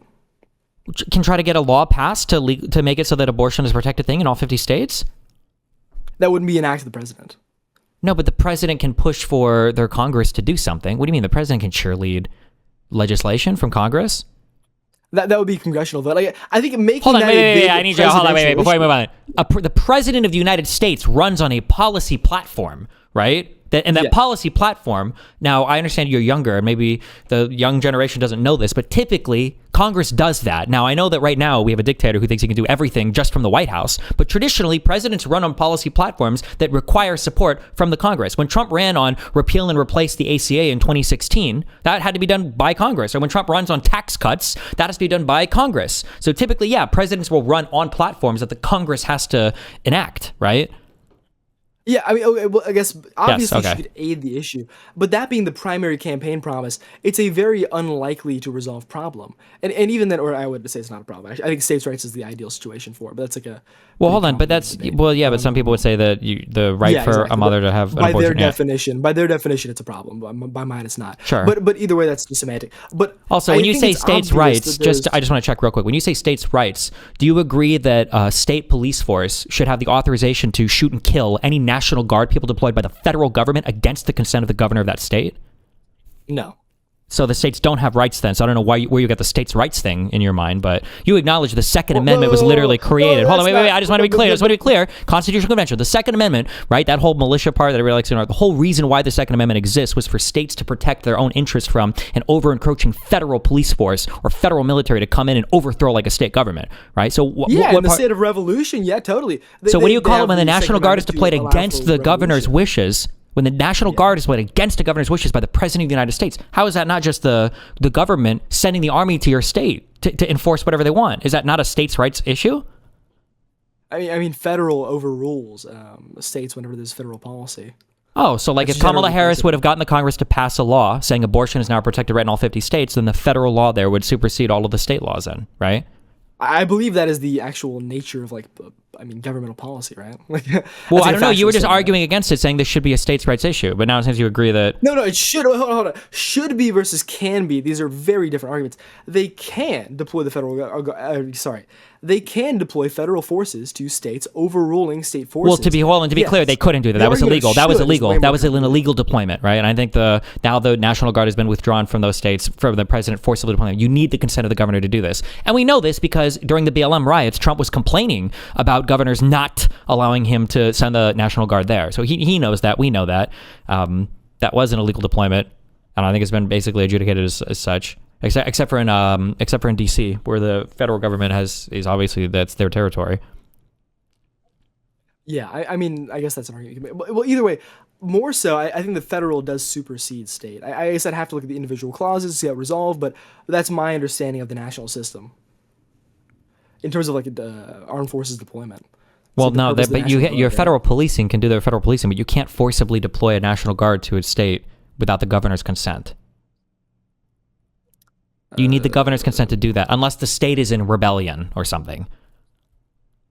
I mean, yeah, maybe so. Well, I mean, arguably, because the state is in rebellion by not allowing for the enforcement. That's a bigger argument, though. But I don't know. For me, at least, additionally, like, this is not my area of expertise about like the individual deployments of the National Guard. My main topics are like ideological, and I think the ideological basis of the right is far more beneficial than the left. How can you have an ideological basis if you don't know any of the process or procedure? The ideology is empty and hollow at that point. How is that true? How I guess how is that like Well, it's like me as saying that far like as I have like the conservatives? best approach to like using firearms or guns, or I think I could be like the best tactician ever, but I've never actually shot a gun before. Like how if you won't even know, right? Like Wait, hold on. So, no, this is an ideological thing I'm making the argument of. I'm making the argument that the right generally, by ideology, is more beneficial than the left. This is obviously opening up like a way different debate than I originally got on to cover. So it's like a. well, yeah, but I think it kind of like infects everything because it seems like we've got. Because this ideology thing is allowing you to assign an unbelievable amount of responsibility to Democrats or attack them for things like Kamala Harris running an abortion because technically the president of the United States can't pass laws. But then it seems to release like everybody from your side from any amount of responsibility whatsoever. When you have the president of the United States, his secretary of the Department of Homeland Security and everything making these like demonstrably false statements over and over and over again, like Donald Trump truthing out. I have just viewed the clip of the event which took place in Minneapolis, Minnesota. It is a horrible thing to watch. The woman screaming was obviously a professional agitator. He has no proof of that. He should be impeached for it, and the other things should happen. I can't say on YouTube. And the woman driving the car was very disorderly, obstructing and resisting, who then violently, willfully, and viciously ran over the ICE officer, who seems to have shot her in self-defense. Based on the attached clip, it is hard to believe he is alive, but is now recovering in the hospital. The situation is being studied in its entirety, but the reason these incidents are happening is because the radical left is threatening, assaulting, and targeting our law enforcement officers and ICE agents on a daily basis. They are trying to do the job, blah, blah, blah, right? All of this statement is a fucking lie. Nobody told him this. He just said he watched the video and he saw this. What the fuck was he watching? Well, I guess I'd say, listen, as far as Trump goes, Trump says regularly inflammatory things that may be Not inflammatory lies. These are exaggerated or wrong similar. things. Why do you do that? If I fuck your dog in the ass, is that an inflammatory thing that you would say is like bad? Yeah, I'd say so. Yeah. That's all you would say. Oh wait. No, I obviously say it's reprimandable, but that's That's what you would say. It's reprimandable. You would watch Yeah, me fucking well, your the dog, main- your squealing dog, I who's guess crying like- and screeching in front of you, and you'd be like, that's pretty bad, but I don't know his It's a very intention. vivid analogy. Because this is very vivid right now. The president of your country is telling demonstrably false lies, trying to stoke civil war in the fucking country, and you're like, well, I think this might lies be are a bad. I problem. don't know. Lies are a problem. More so than I'm like a Trump guy. There's many things Trump does that I disagree with. Many statements he said that I see as false. But I'm not necessarily a mouthpiece for Trump as much as I just am an ideological conservative. That's my main focus. And so obviously Trump is more representative of my ideology in terms of impact. What part of than your people like Kamala what Harris. is the one strongest part of your ideology that you feel like he represents? That Trump represents? I mean, I just like think that well, I guess my big issue, this is like such a ambient debate now, but my big issue is okay, so generally conservative. Like I'm a general conservative on most issues. Like I think it's important to maintain like a historical. I'm trying to pick an avenue to go down. I swear I have positions, but well, I guess. Like, what part of my ideology does Trump represent best, or like what parts does he represent? Like, because he's not fully representative of me at all. I think there's a lot of areas where I do disagree with him, but I think it comes down to like the lesser of two evils for me. But Who do you I think he would have been a represents bigger? more Who of do you the think would have been a bigger traditional- sock puppet for Netanyahu? Kamala Harris or Donald Trump? Who got more Donald money from okay, so he got way more money from huge Jewish donors. Okay, he got way more allegiance to fucking Yes. Israel. He's willing to run the whole Middle Yes. East exactly what Netanyahu wants. Okay, so what part of your? I'm just trying to figure out what part of your ideology here is like, oh well, at least Trump represents us the best. Well, I think he does, in general, prioritize. So this comes down to, and this is actually one area where I liked Biden more so, but I think that trying to focus on national, like, economic industry, like for the middle class, is very important to me specifically. Okay, so he's like nuking different parts of our economy. The dollar has lost 10 to 20% of its value overseas. We're fighting trade wars apparently with every single country on the fucking planet now. We are starting wars in multiple places. How is any of this supposed to be helping our economy? Well, I'm disappointed the way the tariffs have panned out in some ways, but I think ideologically, from the point of voting in, I was interested in the idea. I mean, I think any solution to the, like, I guess the consequence of neoliberalism with the, like, erosion of the middle class is important to seek out. Okay, like, and are we getting a middle class back with our seeking out? Also. Sure. Are we getting do you think the huge tax cuts? Do you think that helped the middle class more, or did it further the divide between the wealthiest and the poorest of this country? I think it probably was negative in that way. I don't believe in trickle down. I don't follow that idea. Okay, do you think that the deregulating of all, like, the whole crypto finance, all that stuff, is that helping the middle class? I honestly would have to look more into that. Do you think that, like, supporting H-1B visas for infinite Indians to come in and steal all the white people's jobs, do you think that's helping the middle class? No, definitely not. Yeah, I definitely. Okay, so what? So Donald Trump said 20 to 30 million illegals came in, and he's, I think, gotten anywhere from 500,000 to 2 million deported in the first year, which is probably gonna be the most aggressive year. Is that like what? Like, I don't understand how. What part of the illegal thing absolutely, I believe, helps the American people in every way. Yeah, but if 30 million came in, according to him, that was the last number he cited. That's the big. That's I don't know why I was floundering there. That's the big issue is illegal immigration, not like a. Not the economic thing. I don't okay, know so he said 30 million came in, and their numbers, the favorable numbers, are 2 million are gone.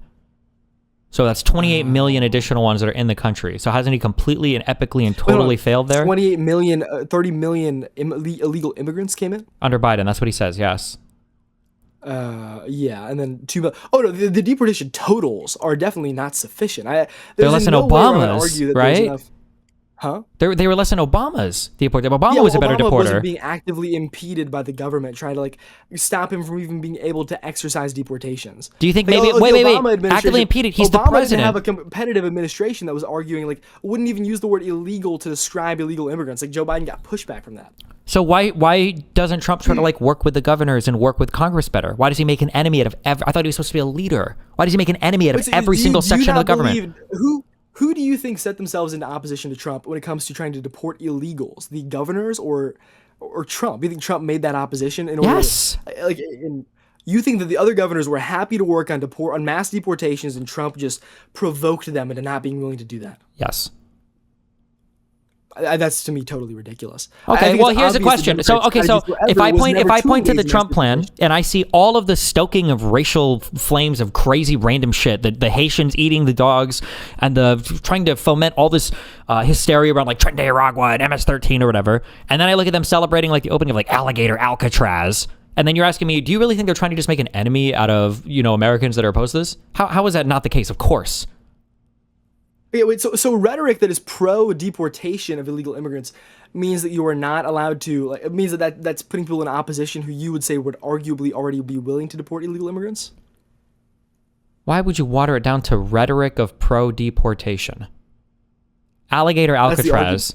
No, it's that when you show an amount of cruelty, when you're trying to accomplish a thing, people are probably going to be less likely to go with you on that, right? Yeah, I would agree with that, yeah. Okay, so as the president, do you think maybe he should stop acting like a 15-year-old TikToker and should maybe, like, act like an adult male? This actually is another area where we definitely agree, because I think there's a lot more commonality than you'd think.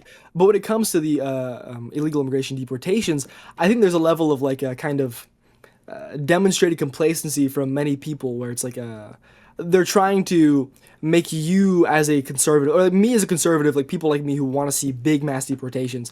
Obviously the numbers aren't where we want them to be. So I think there's a level of, like, trying to put cruelty out there and demonstrate cruelty to make people more like, yeah, this is going on. Like, yeah, get out. Like, I see that where people are like, we're getting it done. Have you seen these videos? When the numbers are obviously lower than they should be.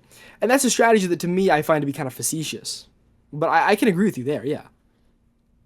Imagine if he was elected president, and imagine he said, we're going to go to every state and we're going to voluntarily request from every state, from their prisons, people who are here illegally with felony or higher charges. I feel like that could be an instantaneous, every red state is going to agree, obviously. I think there'd be a heavy pressure on blue states. Why are you fighting the president on deporting criminals who have committed felonies right? I think that would be like an easy thing. You don't need an alligator Alcatraz. You don't need Kristi Noem, the subhuman demonic witch fuck, standing in front of cages filming stupid fucking videos.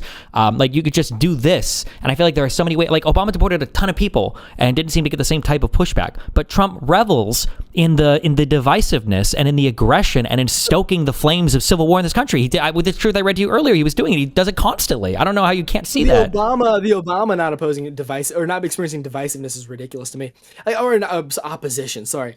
Obama obviously didn't experience opposition because it hadn't been like adopted as like a pro-Democrat strategy to support the like illegal invasion. That was not a problem. There's no pro-Democrat strategy to support an illegal invasion. What are you talking about? Do you believe that the Democrats are preoccupied with trying to make mass deportations happen?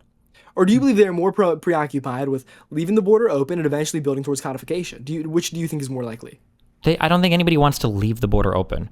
Here's something that I know to be true. Here's something that I know to be true. If the bill that Biden had supported and the rest of the Democrats eventually supported, that was authored by a Republican senator for immigration, if that bill would have been supported at the end of Biden's term, instead of Trump pulling the plug on it from out of the office, saying I want to keep this open to run on the election, if that bill would have passed, we would have less illegal immigrants today in the country than we do right now, with none of all of this drama with ICE and everything else. So we wouldn't have had to 10x the fucking ICE budget. We wouldn't have everybody protesting and shooting each other and running over each other on the fucking streets. None of this shit would be happening. We'd have less people in this country. We would have processed all the asylum people by now. It would have been way better. But instead, we're never getting a bill on it, right? And I talked to 100 fucking Republicans before that. None of these fucking cowards, Kaizen and all these retards on Twitter are going to admit it now. But I asked all of them, if Trump doesn't have a bill on immigration by the end of his term, are you going to say it was a fucking failure? None of them are going to come out and say that now, but he won't.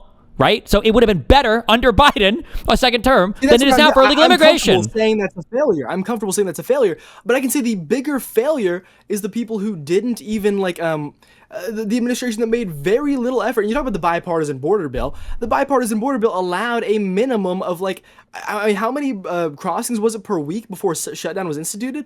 That sets a precedent for allowing some level of invasion into my country. That's not really something that I'm interested in. Sure, but the thing is that you guys don't care about that. This was never a real problem to you. This was, like you said before, how Democrats find fake problems, and you said abortion, which is a very real ideological problem. The illegal immigration problem in the United States is not a real problem to Republicans. And I know it's not a real problem, because if it was, you guys would have been clamoring for a better deportation program, but it never came. You guys didn't give a fuck about it. It's all just memes and shit. I'm clamoring right now for it. I mean, like, I don't care about you personally. I'm just saying in general. You can argue with Trump's ghost right now, but he's not here. I'm here, and I can say that I don't care about you. I care about the fact that you supported Donald Trump, so I'm going to argue about Donald Trump, not just you, because you're supporting Trump.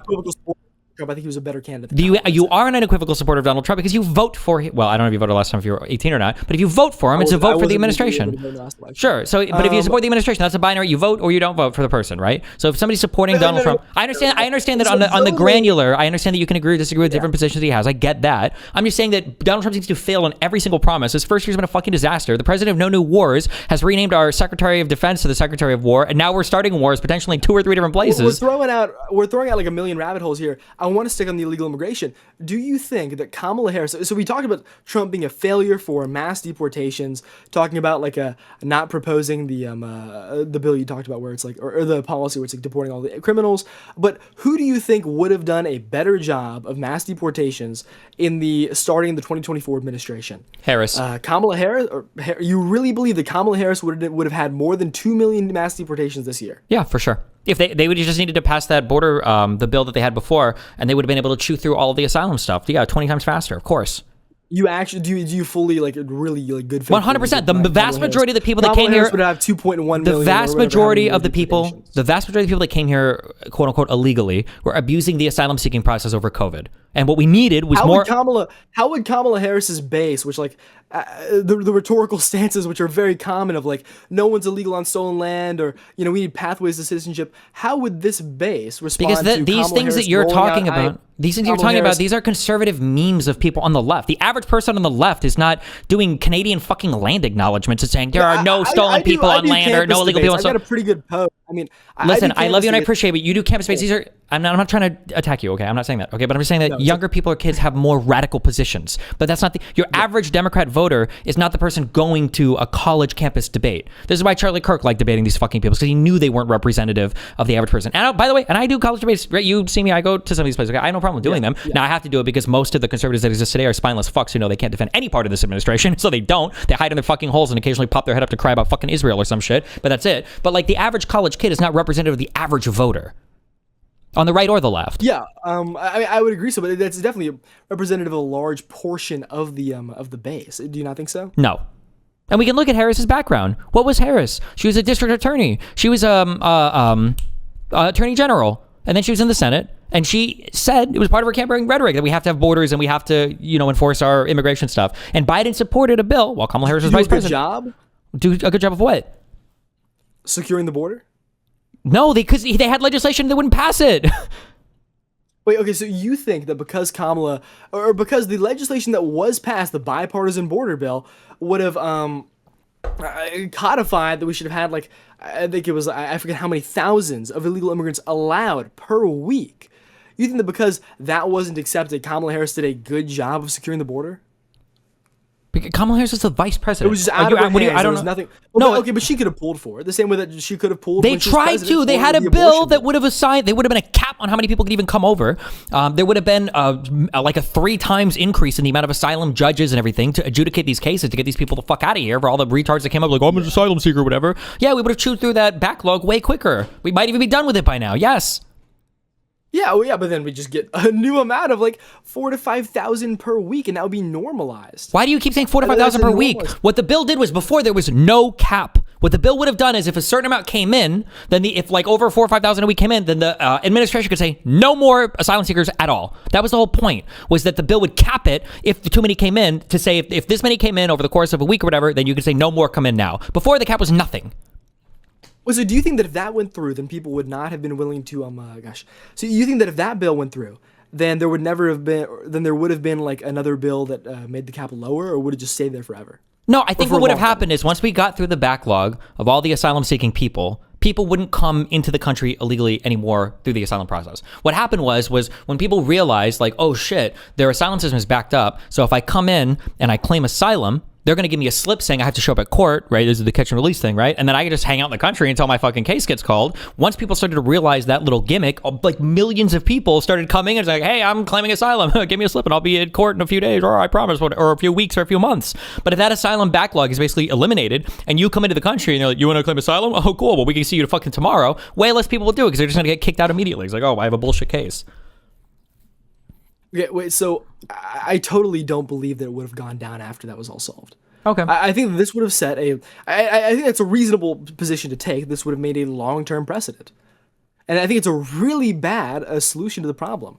And I agree that maybe it would be better than the previous solution, but because it sets a standard that likely will not be brought down, it's sets a standard for what? For allowing that many crossings or allowing that many encounters per week. Like it's like allowing you say it sets a standard. The standard before was infinity. There was no cap before. All the bill did was it set an upper cap. The standard was zero. No, that's not true. And how do you think millions of people came in illegally? It was by claiming asylum. Trump didn't have to deal with it with his last fucking year because he was able to do the Title 42 thing and say, oh, it's a health emergency. Nobody can come in because of COVID. It wasn't because of Trump's brilliant border policies. Fuck, the third year under Trump had more illegal immigrants coming into the country than the last 4 years under Biden. It's not like Trump was doing anything amazing at the fucking border. It was just he had Title 42 because COVID was happening. And then Biden came in, and then a whole bunch of people started to swarm the fucking border once the Title 42 shit was gone, and once people figured out the asylum hack, and a ton of people started abusing that. And then we had a piece of legislation, because believe it or not, Congress is the one that's supposed to do all this shit, to actually solve the problem and to put an upper cap, because sometimes there will be so many people coming in, you can say, hey, more than 5,000 come in, the cap is zero now for a week or two until we process these people. That would have been a real, actual solution for our, if you believed it was a real problem. But this is why I know that conservatives don't think illegal immigration is a real problem, because they don't have any real solutions for it. These are people who think you can send the National Guard to Chicago in 2 weeks and fix all crime, or that all crime is gone in D.C., or that the Donald Trump closing the border means there's been zero illegal immigrants entering the United States for the past 3 months. It's fucking retarded. There's no way the number is zero. I don't even believe that. That's crazy. Extremely low, though. Do you not? They don't say extremely low. They say zero. You think it's been zero? Okay, listen, I'm not Trump, okay, but I can say. But you're okay with them lying to you? Why are you okay with them lying to you about it? I don't I'm understand why not you're okay with it. it. I'm Why not a diehard. Listen, okay, I'm not a diehard. Trump is not my religion. Like, I know that you have the view where, for some people, it's reasonable. It actually bothers me. But it's like where it's like this MAGA cult where like Trump is like my Lord and Savior. I disagree with him on numerous points. But what I can say is, regardless, the outcome is far more preferable. I focus far less on the moral, like, is the honesty there than what is the outcome right now. The outcome right now is that crossings are significantly lower. Whether or not Trump, being the exaggeratory person he is, who wants to inflate himself, objectively, that's his just common behavioral traits, whether or not he is pushing those numbers up through like saying it's actually 0 or not, the crossings are lower. So that's what I'm focused on. I don't sit here and not cherry pick. I don't sit here and read every tweet from Trump and say he's being slightly exaggeratory. Clearly, it's not an avid solution to the problem. Every tweet from Trump, I'm just saying any statement, and he's not slightly exaggerating. He's lying to stoke. If it was the case that the president of the United States was lying to stoke the flames of civil tension until a civil war breaks out, would that be a really bad thing to you, or is that just kind of like I don't really watch his tweets much? If the intention is civil war, yeah, but I don't think the intention is civil war. When Donald Trump is labeling one side over and over again as all being radical domestic terrorists and paid agitators who are engaged in domestic terrorism, what do you think he's trying to do there? Wait, hold on, sorry, my OBS just like tweaked out.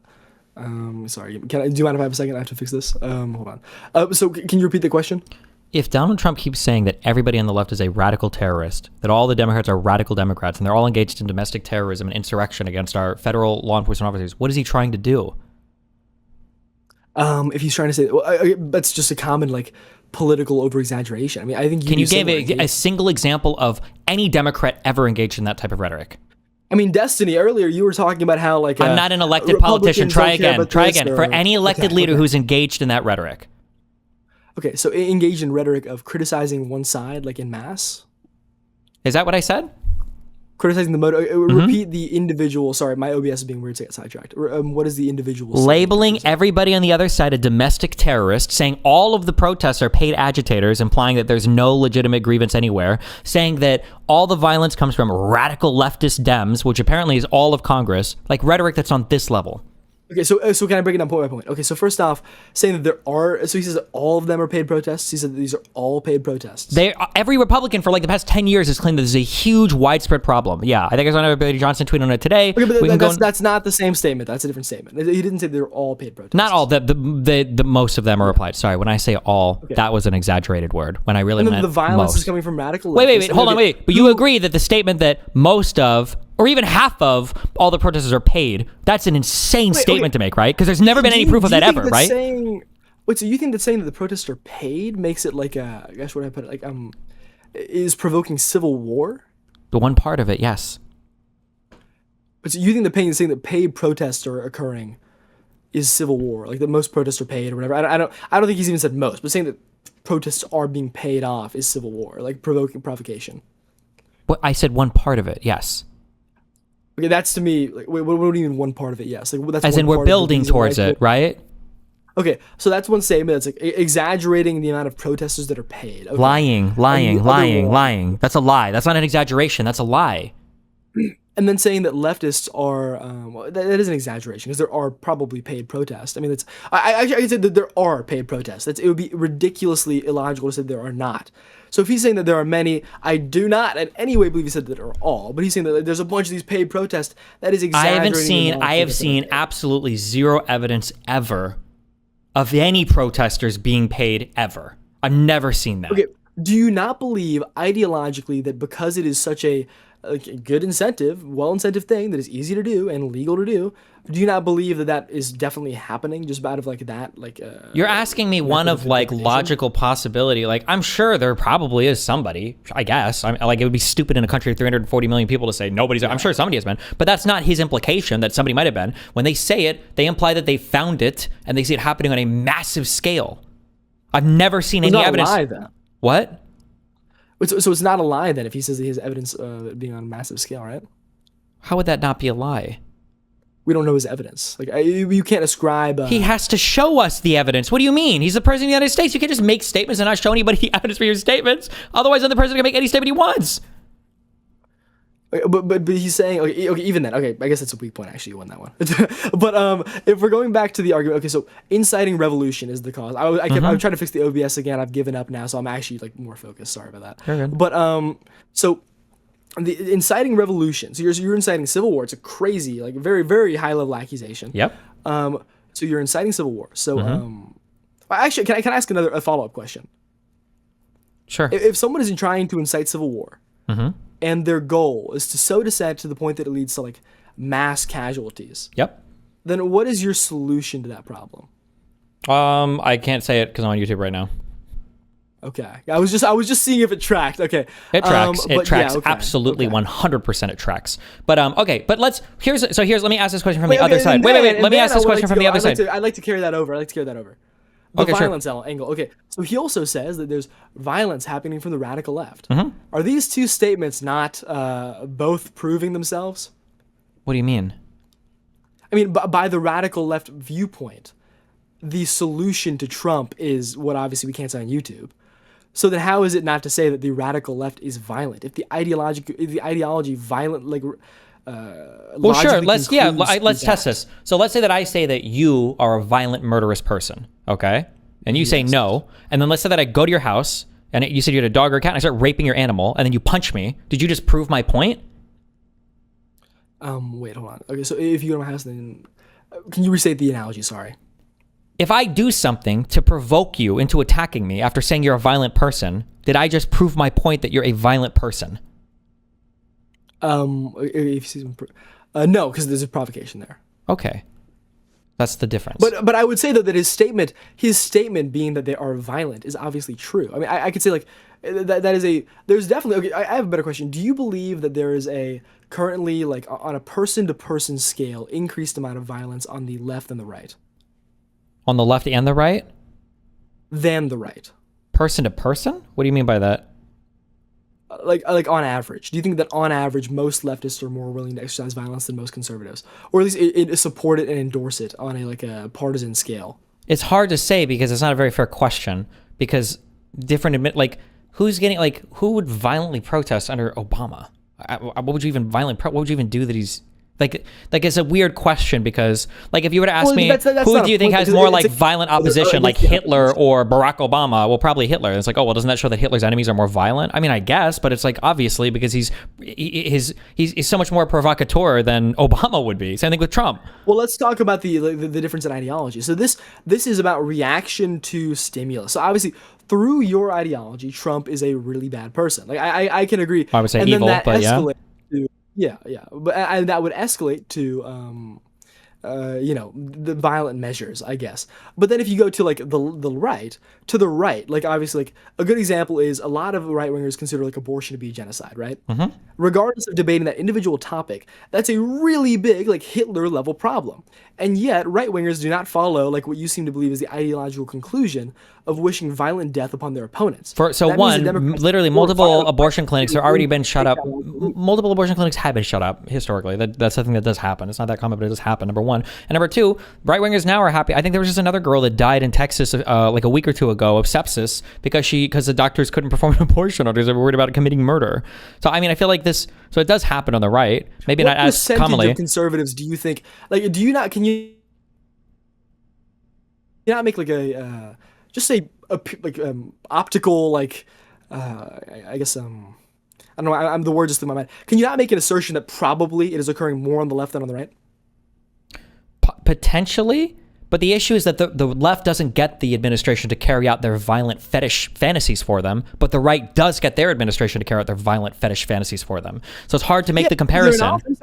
It's a direct comparison because to the right, where abortion's a genocide, when I'm getting first of all, abortion is a bullshit. I don't think many people on the right care about this anywhere near as much as they say they do. So I immediately reject. Absolutely, because as a right winger, it is one of my number one priority issues. That's fine. That's fine. I know people say that. No, wait, hold on. That's fine. But I'm saying that if we look at the left, we're already down. You want to talk about rabbit holes, but we're going to a weird rabbit hole. If I'm on the left, I like the conversation. If I'm on the left and I have a fantasy of my left-leaning president, going ham, right? What do I have? I've got Biden, who is constantly saying, I want to be a president for all Americans. I've got Garland, who took 2 years to actually issue indictments or an investigation for Donald Trump to appoint a special counsel. I've got where's my violent fantasies from? I got Obama, who did what? Where's my violent fantasies?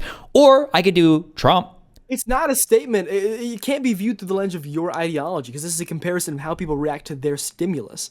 Like I would say, if the left views abortion as like a violent, like evil act, then the right wingers do see the return of like trying to make this happen, with Kamala supporting, like I don't believe that Kamala ever even said a point in which, like, it never set a limit of where she supported abortion. I've never seen that statement ever. So then obviously right-wingers do have a reason to feel that when Kamala gets in office, she'll also insist on her, what they would call a sick fantasy. That's directly corollary. So it's like, okay, obviously both administrations are willing to do something that the other person considers to be evil ideologically. The difference between the right and the left is that, the difference between the right and the left is that while the left reacts to that by saying, okay, this obviously means that violence is a solution, the right is not willing to make that leap, at least not on average. Yeah, sure. The right gets the violence to be carried out by the administration, though. That's the difference. That's what I'm saying. Their under fantasy. the right-wing worldview, so does the left. If we're only looking at abortion, are we going to compare abortion as like such a clear-cut, obvious answer to every other type of thing that we're talking about? Are you arguing that the right also wants that violence against the left, but instead of, maybe I misunderstood your point, maybe instead of the like outlet being through their own will, like the left has to, the right gets it done through ICE, but not necessarily that ICE is the provocation for, like the unequal provocation compared to abortion?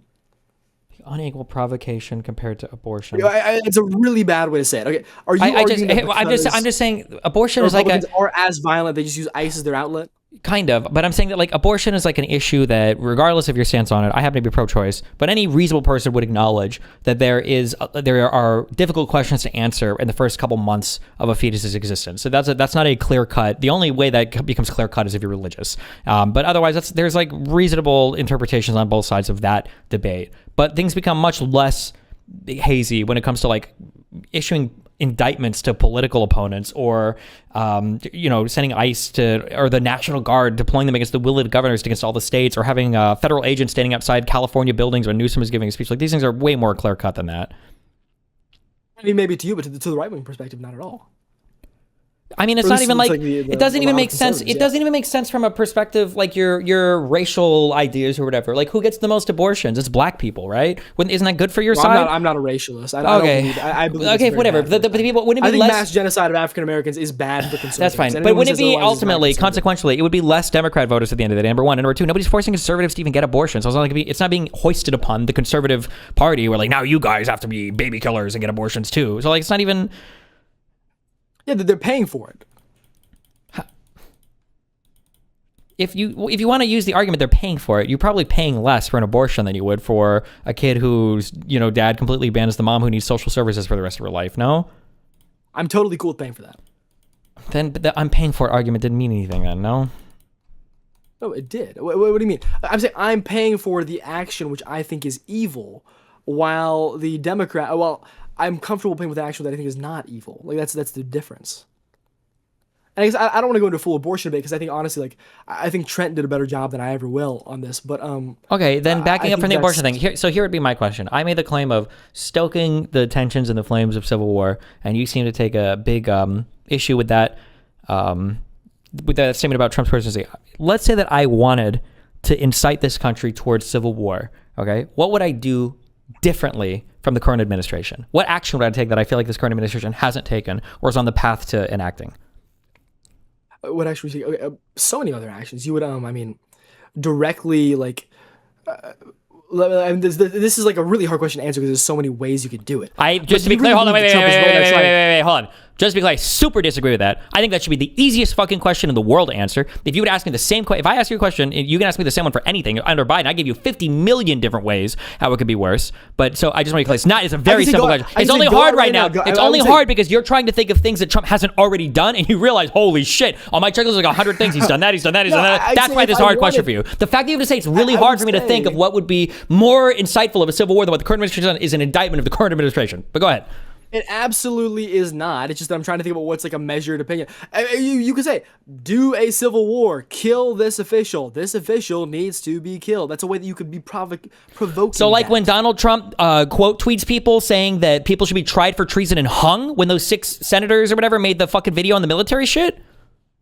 He did not call for people to kill them. He called for them to be put through a trial that would see if they were liable for that crime. And executed. Yeah, if they were liable for the crime. Yeah, if you're found guilty, I can say blank killed somebody. Like that's different, and they should be tried for possibly face the death penalty. That's very, very, very different than saying that so and so should be killed. Okay.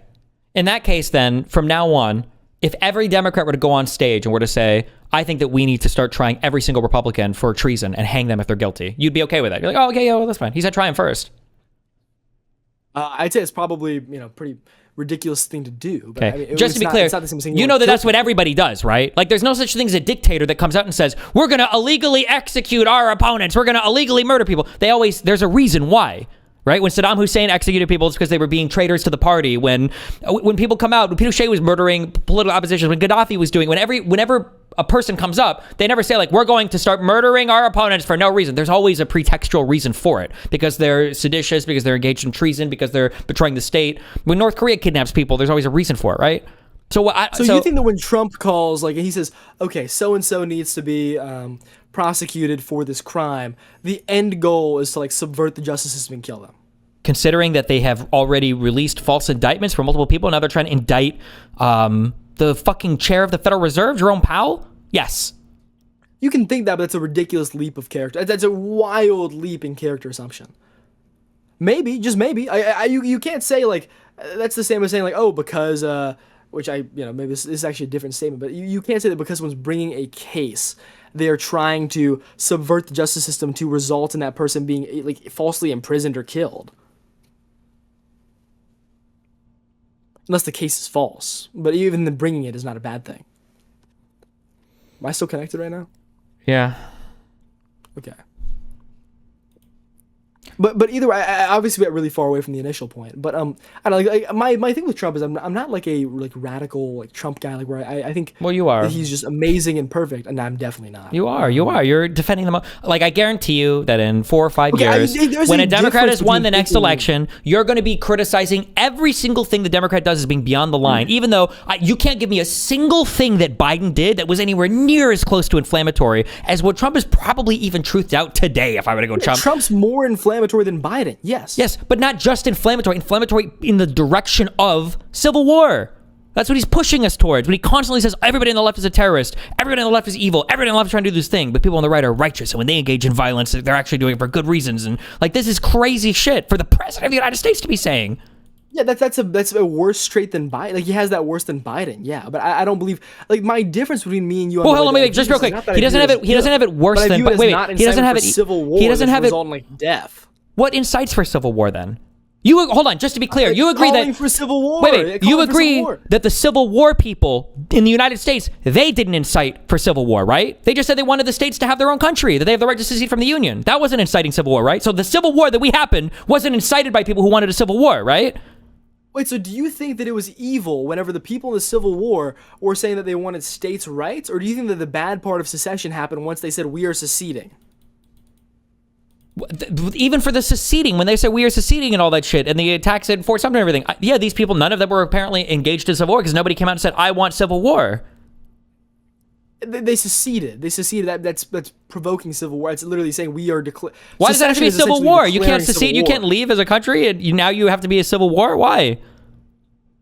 Declaring secession, whenever a country is still claiming ownership of you, is engaging in civil war. Okay, then don't you think declaring that people ought to be hung before they've even been charged with a crime might be like a little bit violent in terms of rhetoric towards your political adversaries?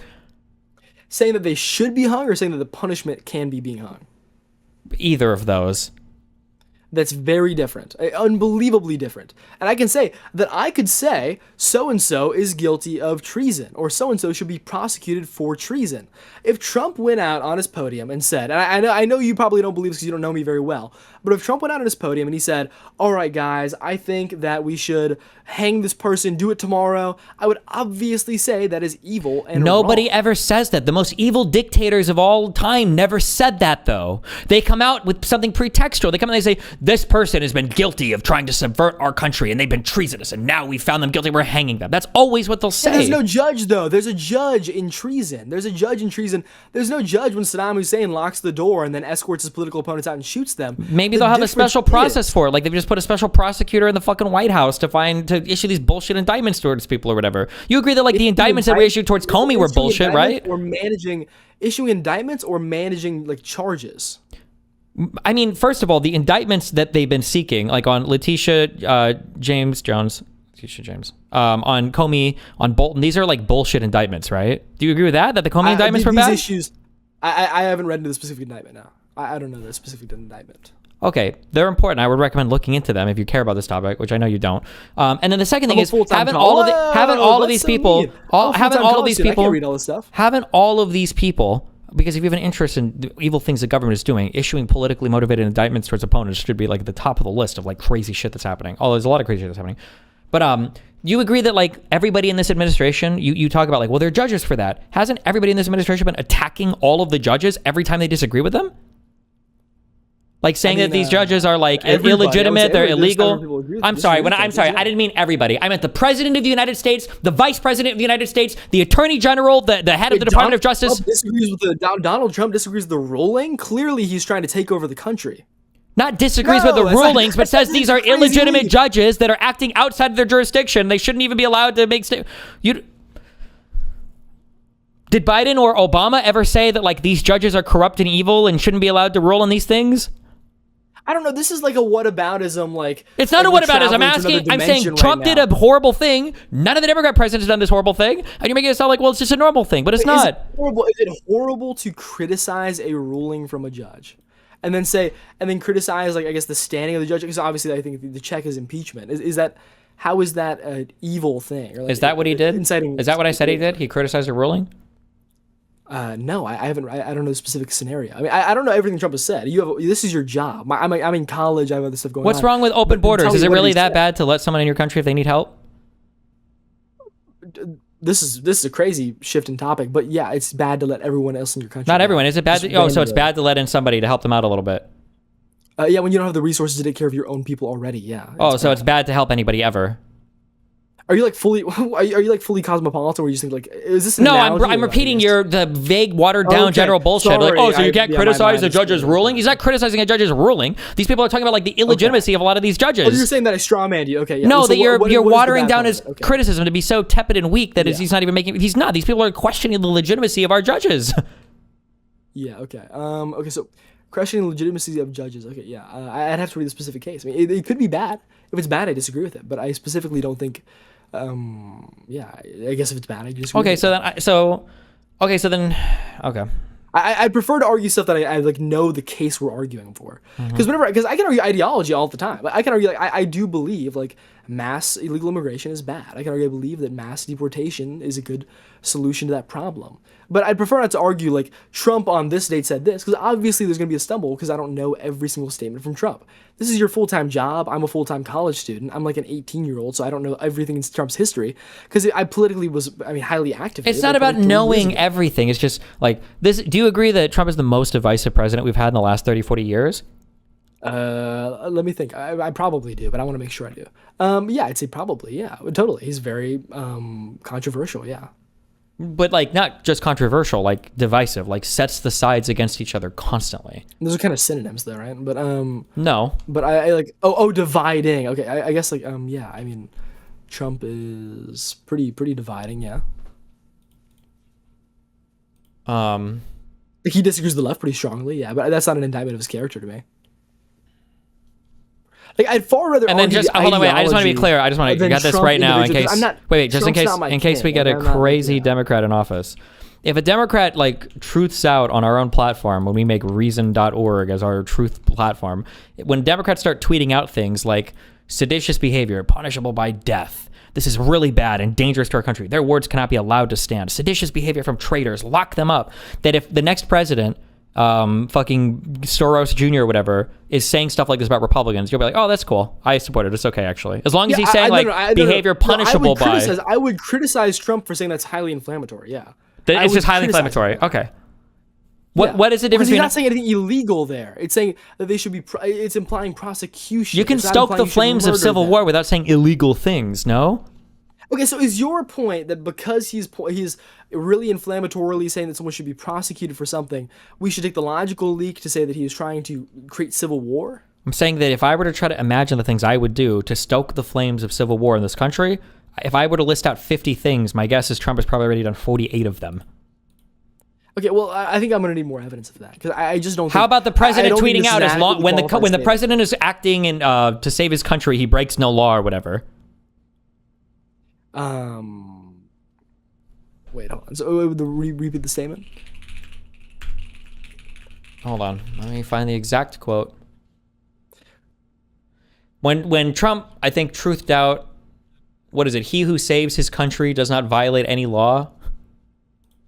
Isn't that kind of crazy? Like an old quote? I don't care if it's an old quote. I can find 50 million old quotes that are horrible old quotes. Why would that matter if it's Who's an that old quote? from? Hold on, sorry. I think it's like from fucking Napoleon or something. Like, oh, okay, I don't know. But either way, I mean, I think if something is at the end of the day, like, I would say there's an ideological disagreement probably, and like, how you go through processes. But I don't think that's civil war. how is seceding from the country? Hold on. How is seceding from a country not like a difference in process? Like, you know, the states that seceded thought they made the argument that they had the right to secede. Yeah. So how is that not just a process disagreement? Why does that have to be a civil war? I'm not following the point. I apologize.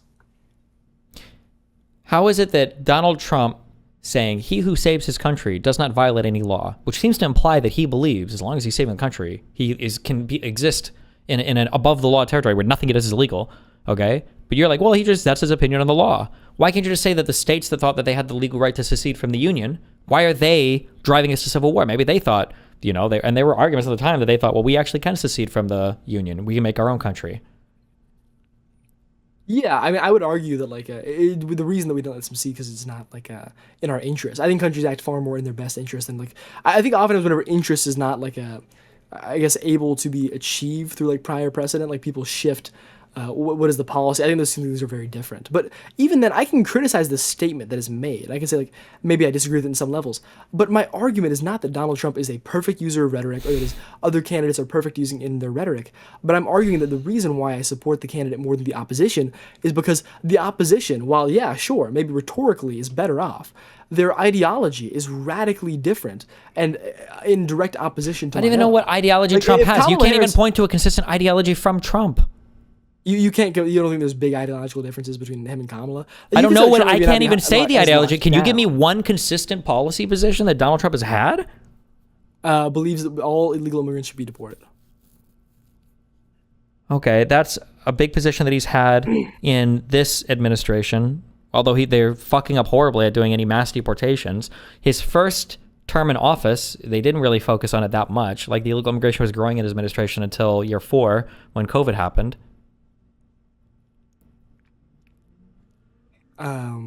Yeah, I mean, well, he hadn't been as focused on the problem, but it's definitely always been ideologically viewed as bad. Do you not believe that matched with his ideology always, that he believes that to be negative? No, not all the time, right? They had talks with didn't he have that big thing where he came out and he was like, well, we're not going to enforce this as much with farmers and hotels or whatever, because they were getting a whole bunch of complaints from certain states who were saying hey, we're going to get fucked really hard in these sectors if you guys. Well, I guess here's a better way to put how I feel about it. It's not necessarily that it's he's super consistent on it, but Kamala is consistently oppositional almost. There was never really much rhetoric about trying to work on the problem. They had a piece of legislation to do it. They had a bill to do it. Which is way not more sufficient at all, and would have led to a bigger problem down the road. But it wouldn't have, right? It would have largely fixed the asylum problem. You're just dead wrong there. No. You just don't. You should read the bill. You don't know the facts. You just have no idea. That's just not true. It would have been a real solution. It allows a minimum. What?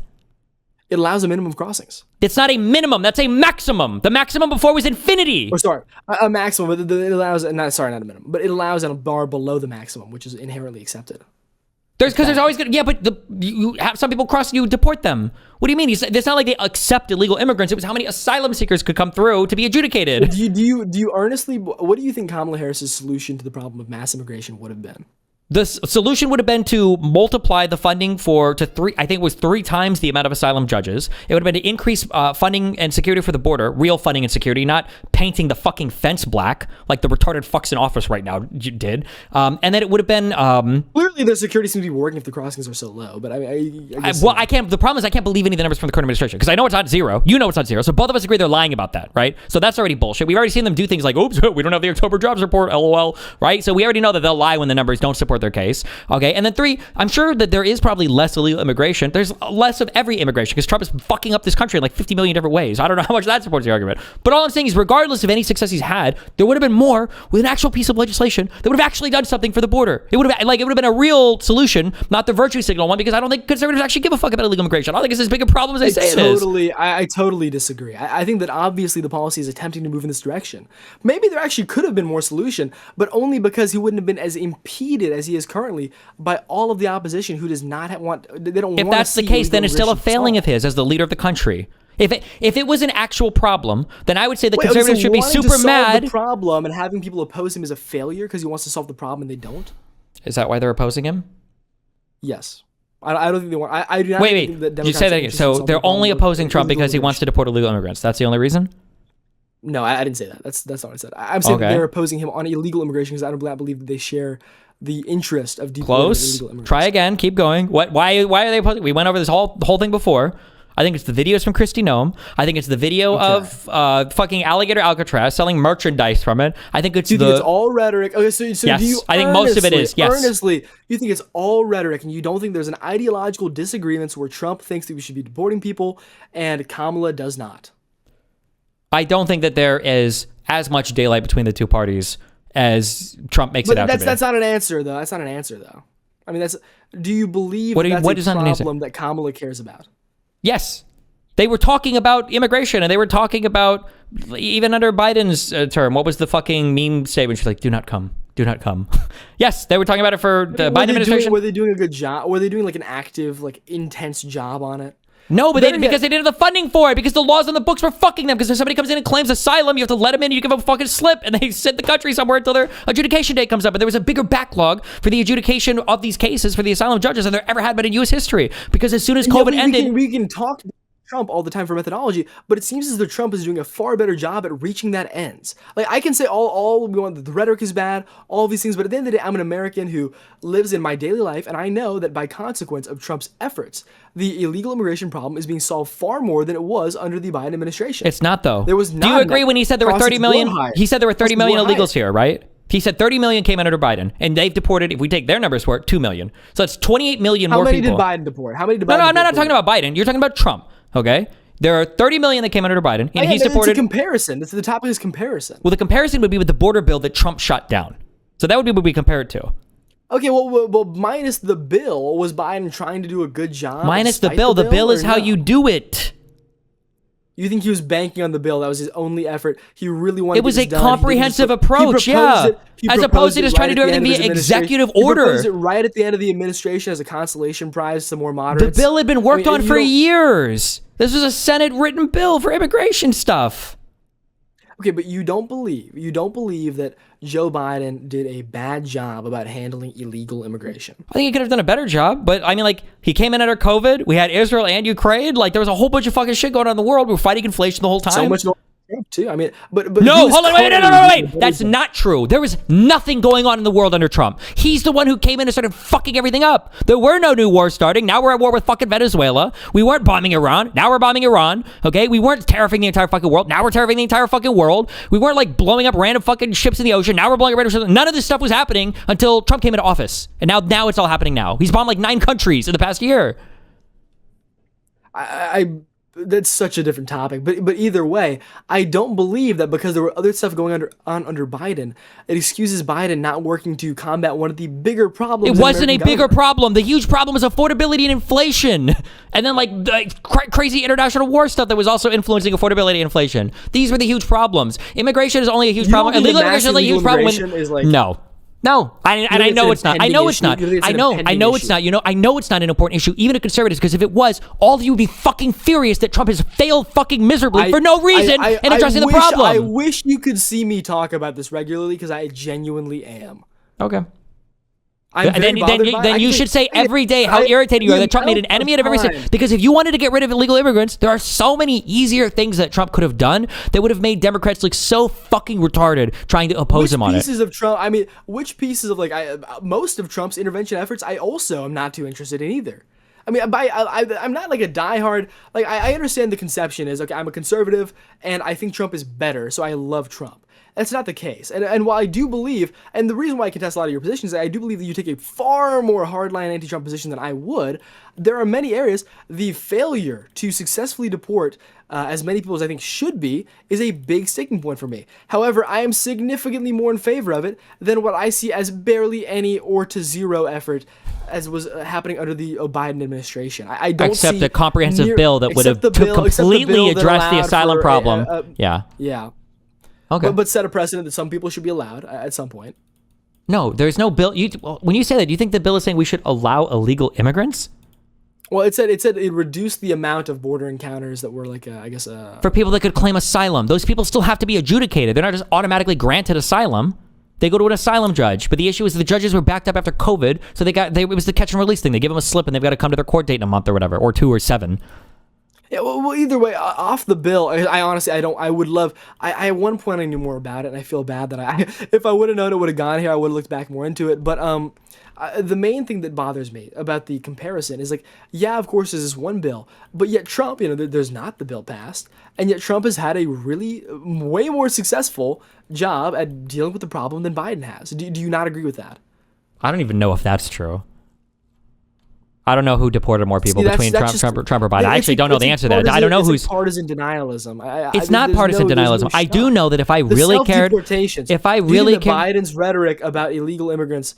I don't know if the self-deportations are good. If there were 1 million people here who would have lost their asylum case because they came here for bullshit reasons, and the administration said, we'll give you $1,000 or $2,000 to leave, and they're like, oh, fuck, hell yeah. And now we've just fucking shit out, $2 billion to people that shouldn't have fucking been here in the first place. Why would I think that's a good deal? The problem would have been better spent on just having more asylum judges. You would have spent less money. You would have rewarded them for fucking coming to the country illegally under bullshit pretense, and then send them back to whatever fucking country to come back legally again if they wanted to. Because part of that self-deportation... The monetary impact is so low. The monetary impact is pretty low in the grand scheme of things. I think when it comes to resolving the problem, but the problem's not resolved. For 2 million people, it is. That's a big percentage, right? Well, if somebody puts a knife in you 6 inches and pulls out 2 inches of it, is the problem solved? Would you say, well, yeah, 2 inches are not in me anymore? Yeah, 2 inches, the problem is solved. Yeah. Would you rather have a knife in your heart or have a knife by your heart? I would definitely prefer the latter. By your heart? You mean in your heart or partially in your heart? What are you talking about? Is it more gay or less gay to be fucked by 6 inches of dick or 4 inches of dick? What are you talking? What do you mean? He said there were 30.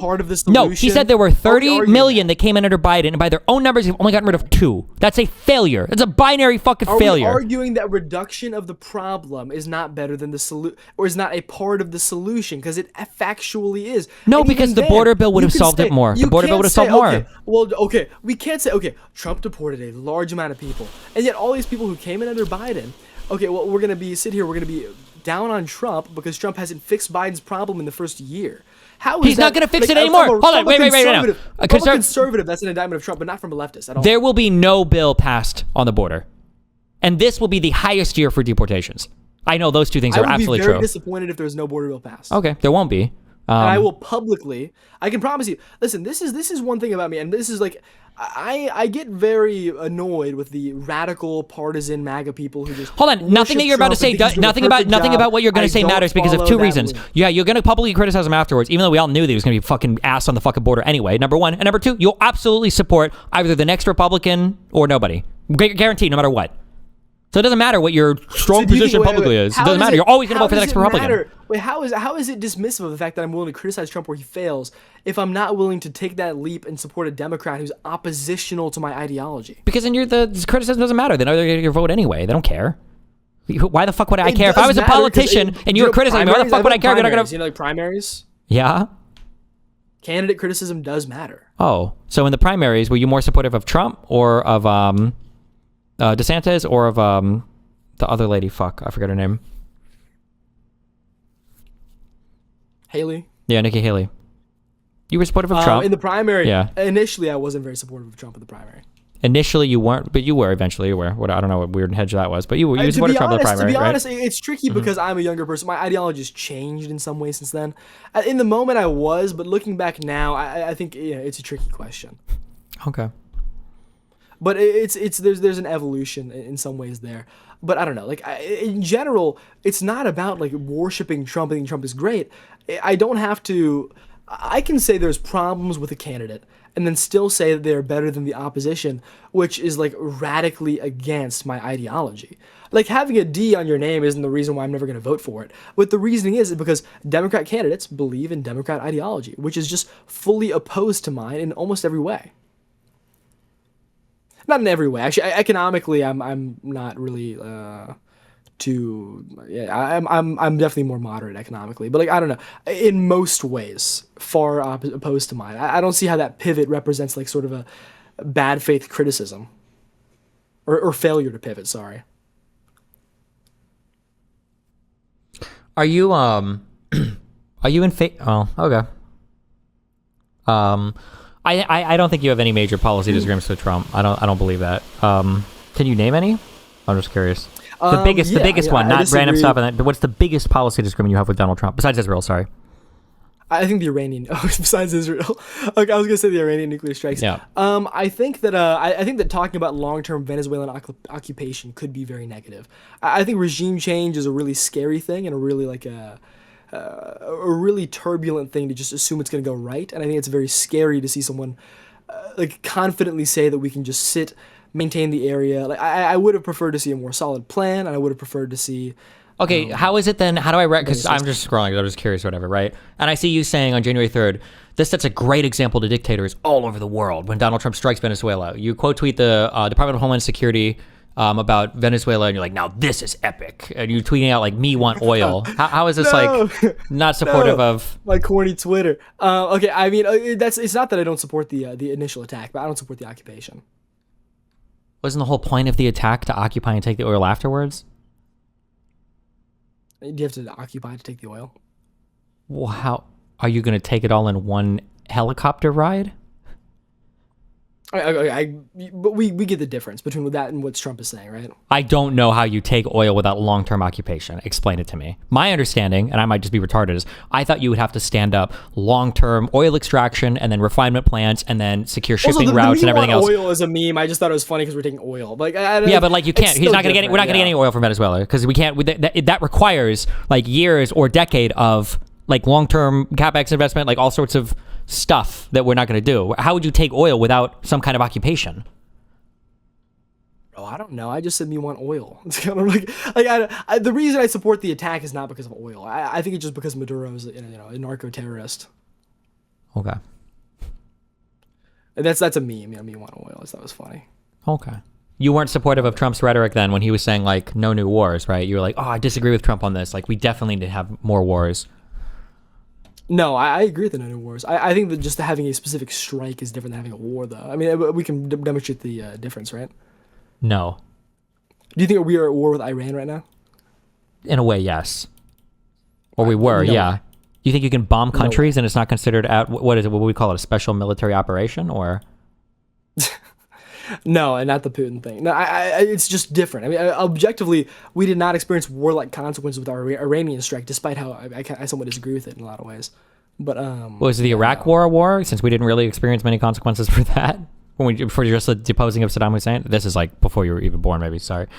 When I say no new wars, I mean I think it's obviously there's times where response can be justified for war, but I don't support war efforts or engaging in war efforts. But I also think it's just a rhetorical strategy. But yeah, I support that. If the president were to invade and try to capture Greenland, would you support that? Probably not. No. What are you weighing here to say probably not? It would be the way it's done. Like I don't like whether it's what type of invasion it is. My policy for all of this stuff is whether or not it's just clearly beneficial for America.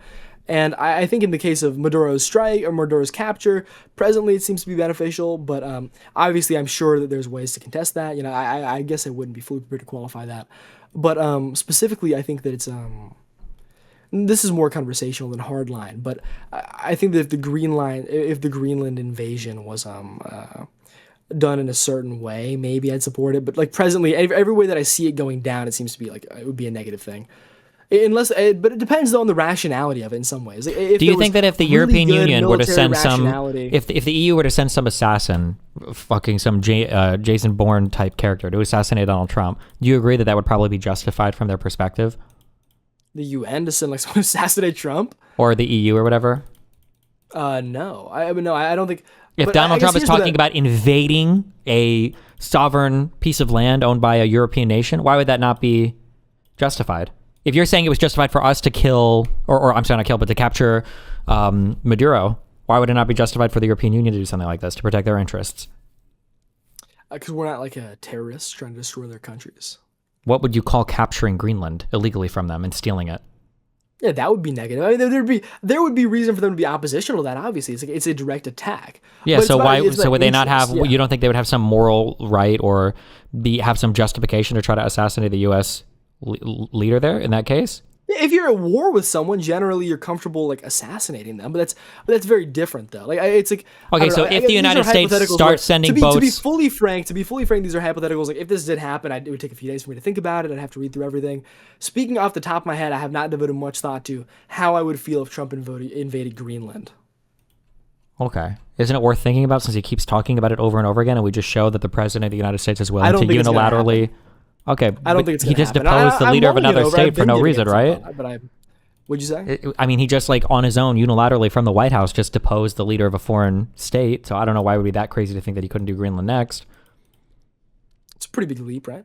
No, it's a much don't think further so? leap to go from not doing anything to getting rid of You don't Maduro think, like that. you don't think that annexation is a big leap from like a deposition?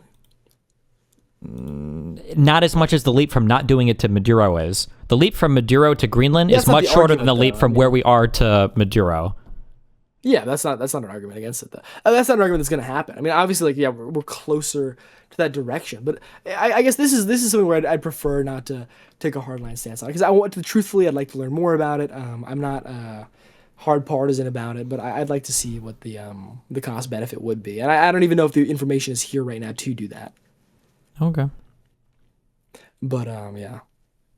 All right. Well, any other topics you want to float over? Can I ask you a question? Wait, sorry. Can I ask you a question? Go for it. This is unrelated to political or like partisan really, so maybe boring. But what do you think about universal basic income? Not a big fan of it. I feel like every time I see a new paper come out or a new study, it just doesn't seem to do what people want it to do. I think there's a way to implement it in some ways where I'd be okay with it, like to reduce the cost of some federal programs. But as it stands right now, with the way people talk about it, it seems like it just doesn't have very good results. Do you think like the kind of conversation around like I've seen a lot of this from like Elon Musk and people like that, where it's like as AI rises to a certain level, people will have to income will have to be supplemented obviously through like a universal high income or whatever. Would you consider even like a universal high income program to be like a positive or a negative? I'd have to see how it's implemented, but if Elon Musk said it, there's a good chance that probably the opposite is true because I guess fucking retarded, so I'm not sure. The I there's think something it would called be really the negative, lump of labor fallacy, where people assume that once some level of automation occurs, that nobody's going to have work. But the thing is that once people get more stuff, they always want more and more and more stuff. So there's always like a greater demand. So humans just tend to shift into other jobs. Now, some people theorize that some kind of general AI or stronger AIs are actually going to cause a thing to happen where there's less work to be had and people legitimately don't have jobs to work. I don't know if that happens. We're entering like a whole new economic era that nobody's prepared for before, but we'll see. Yeah, I think it's very concerning. I really do not like UBI. I think it's like very bad and like a big threat to like a human life. But well, I guess I'll let you get back to the stream and everything. I appreciate you bringing me on. Thank you very much. Wait, I'm just curious. Why do you think UBI is a huge threat to human life? Or Oh, whatever? sorry. So I think like the main like I guess what makes human life I guess pleasurable I think is like going through the process of like achievement. Like I think that's by far the most important thing for human psyche. Like I think it's almost hard to even simulate that. Like I think if people don't directly go through the process of like achieving the means by which they are like in some ways physically fulfilled, I think it's really bad for long-term psychological development. I think you see that in people who have like really high amounts of like inheritance. I think you see that in a lot of different scenarios. But I think it threatens like the identity of like a human inherently. Okay. All right. Well, Gotcha. Well, just thought that was interesting, but appreciate you having me on. Happy to talk about that ice shooting in Minnesota, and thank you very much. yeah. Thanks. I appreciate the conversation. Be careful, buddy. All Bye. Take care. Jesus.